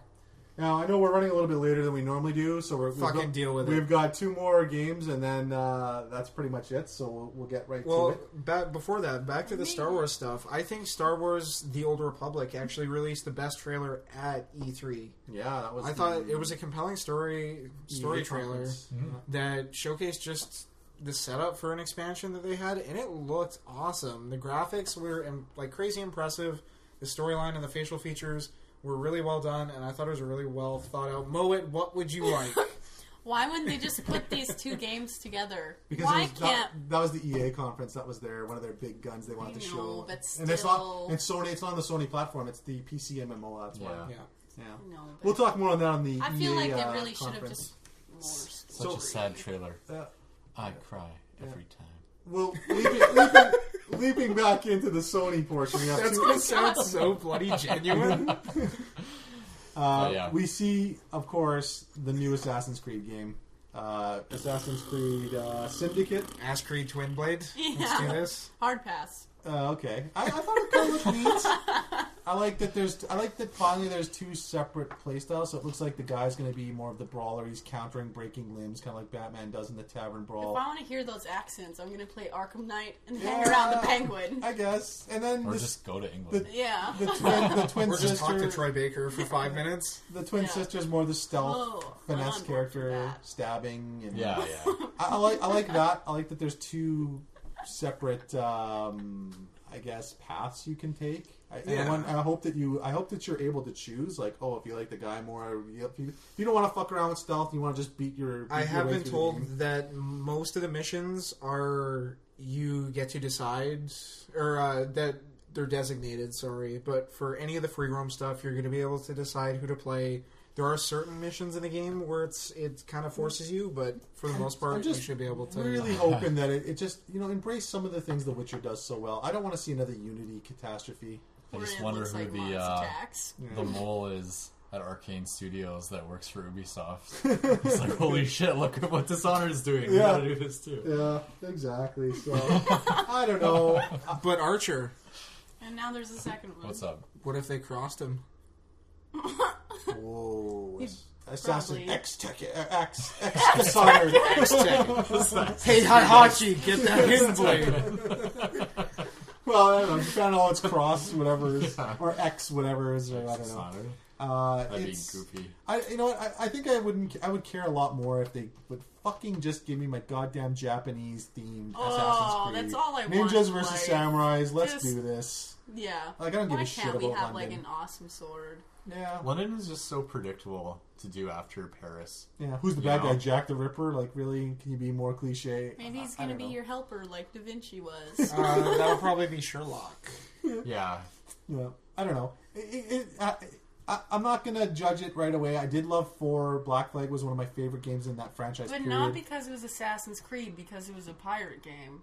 Yeah, and 5, Unity looked gorgeous. The city was amazing, but the game just fell flat for me. And I had one of the most memorable boss fights I had in a long time, which was really cool. But the game itself was kind of boring, and it didn't make sense, and the story was not very compelling. So, fingers crossed. Hopefully they do something like that in Assassin's Creed. But, and speaking of compelling stories, the best for last, Uncharted 4.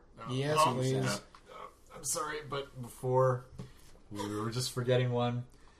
Speaking of Assassin's Creed game, or not Assassin's Creed games, but Assassin games, they did reveal the next Hitman. Yes, that's coming in the Square Enix portion of our.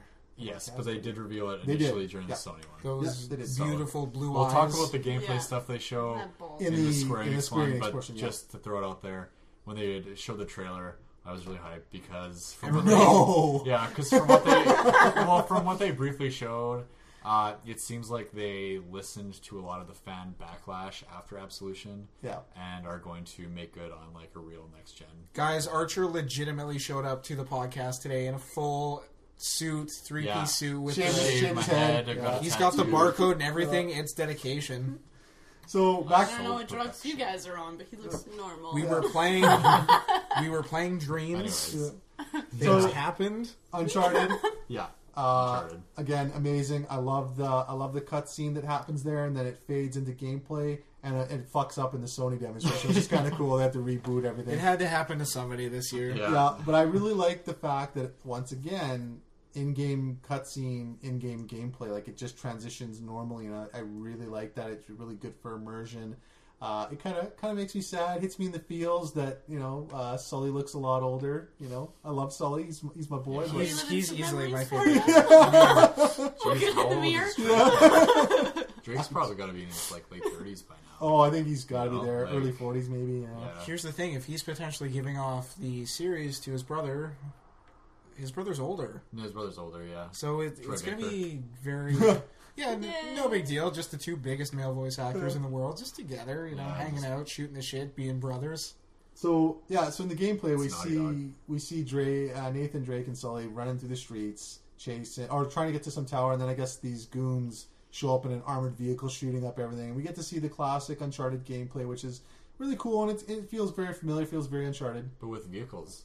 Yes, and then you make your way to a vehicle, and those mud physics, bro. Actually, something cool that I noticed was during the cover shooting portions, when you were moving between where you are and you had to get past Sully, he would actually move around Sully instead of going through him. Yes. He would physically like bump into him. He puts his arm on like his shoulder as he's moving past him. Over him. Small details like that. And actually, Joel Jolly, who comments on our Facebook page a lot, he pointed out that during the Jeep scenes where they're going down the hillside, they snag a clothesline, and it actually hooks onto the vehicle as they're driving, and it's being dragged with them. Man, Naughty Dog and that attention to detail, man. They keep astounding me with every new game that they do. Well, it just seems like, and I mean, even looking at the small detail of Drake kind of moving over Sully, they started doing that in The Last of Us, right? Like, when you would take cover with Ellie, he would... Man, we almost made it a whole episode. You can't do it. It's not going to happen. When we're talking Uncharted, you can't do it. It's impossible. But I mean, you can really see with that studio, and that's why I love it so much, is like how they expand on everything they do. Like, they just learn from it, and they just incorporate it more and more. And I didn't realize how much I missed the banter. The Sully and Drake banter. Oh, I love it. Like when he's why don't you take the shortcut, kid, or whatever. He's like, I did, kind of thing. And as they're driving through homes and yards, and they're going down, like, I think we lost him, and I just missed the good cop, bad cop, or not the good cop and gooder cop, I guess. I don't know, but I really missed the banter that they have, and it's really cool. And I find it so strange that we don't really get a lot of story in what we're showing at the which events. I am completely okay with, considering its gameplay. I think save that for launch day. I want to play as much as I can, and I think that's cool because I'm still really stoked for the game, and yet I saw nothing other than a chase scene, and that's got to tell you right then and there you're in for a treat, I guess. It looks gorgeous, which is always good for me. Like, that's extra bonus points for me. The game looks amazing. Damn chest hair physics.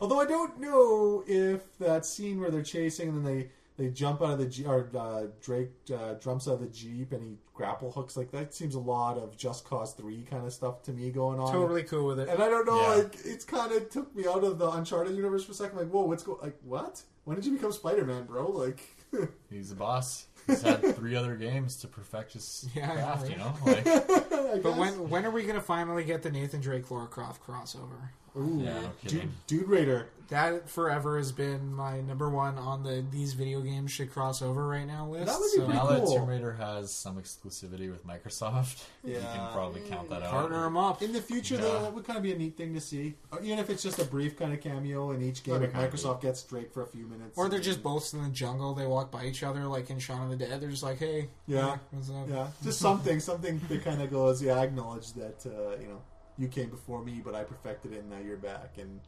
Still not doing it. So Nice pickaxe. Nice handgun. See ya. and I think that was one of the better games for them to showcase near the end of their show as well too. It's their marquee title, and it's going to sell a fuck ton. It's the reason why I bought my PS3 in the first place, was the first Uncharted game. So wow. And I just think that we're all the winners here between Microsoft's show, Sony's show. We're going to get into the other shows.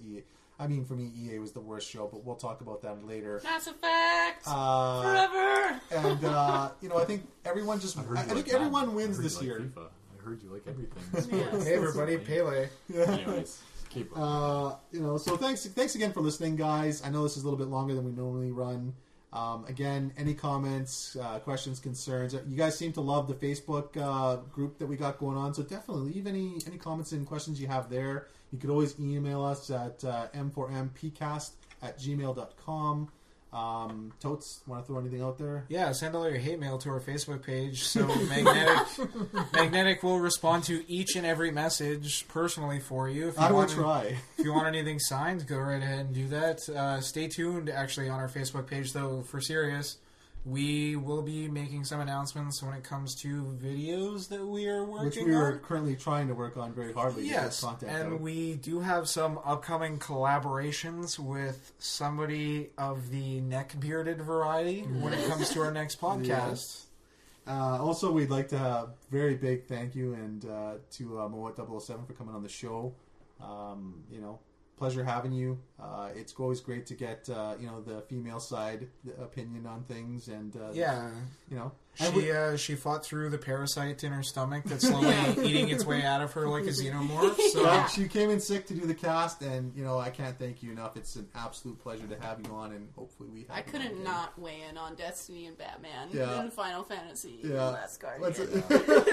Well, we'll have to have a follow-up for Batman at some point in the future too, because that comes out in 3 days, right? So, yeah, absolutely. I mean, we got another E3 episode coming out. We're going to wrap up the rest of E3, and then we'll do something probably with Batman. I would assume for a future cast. Maybe we'll get Moet back on. I'll come clad in my Batman onesie, so I'll be ready. All right. So once again, thank you everyone for listening. That's it. buzz you later. see ya. Bye.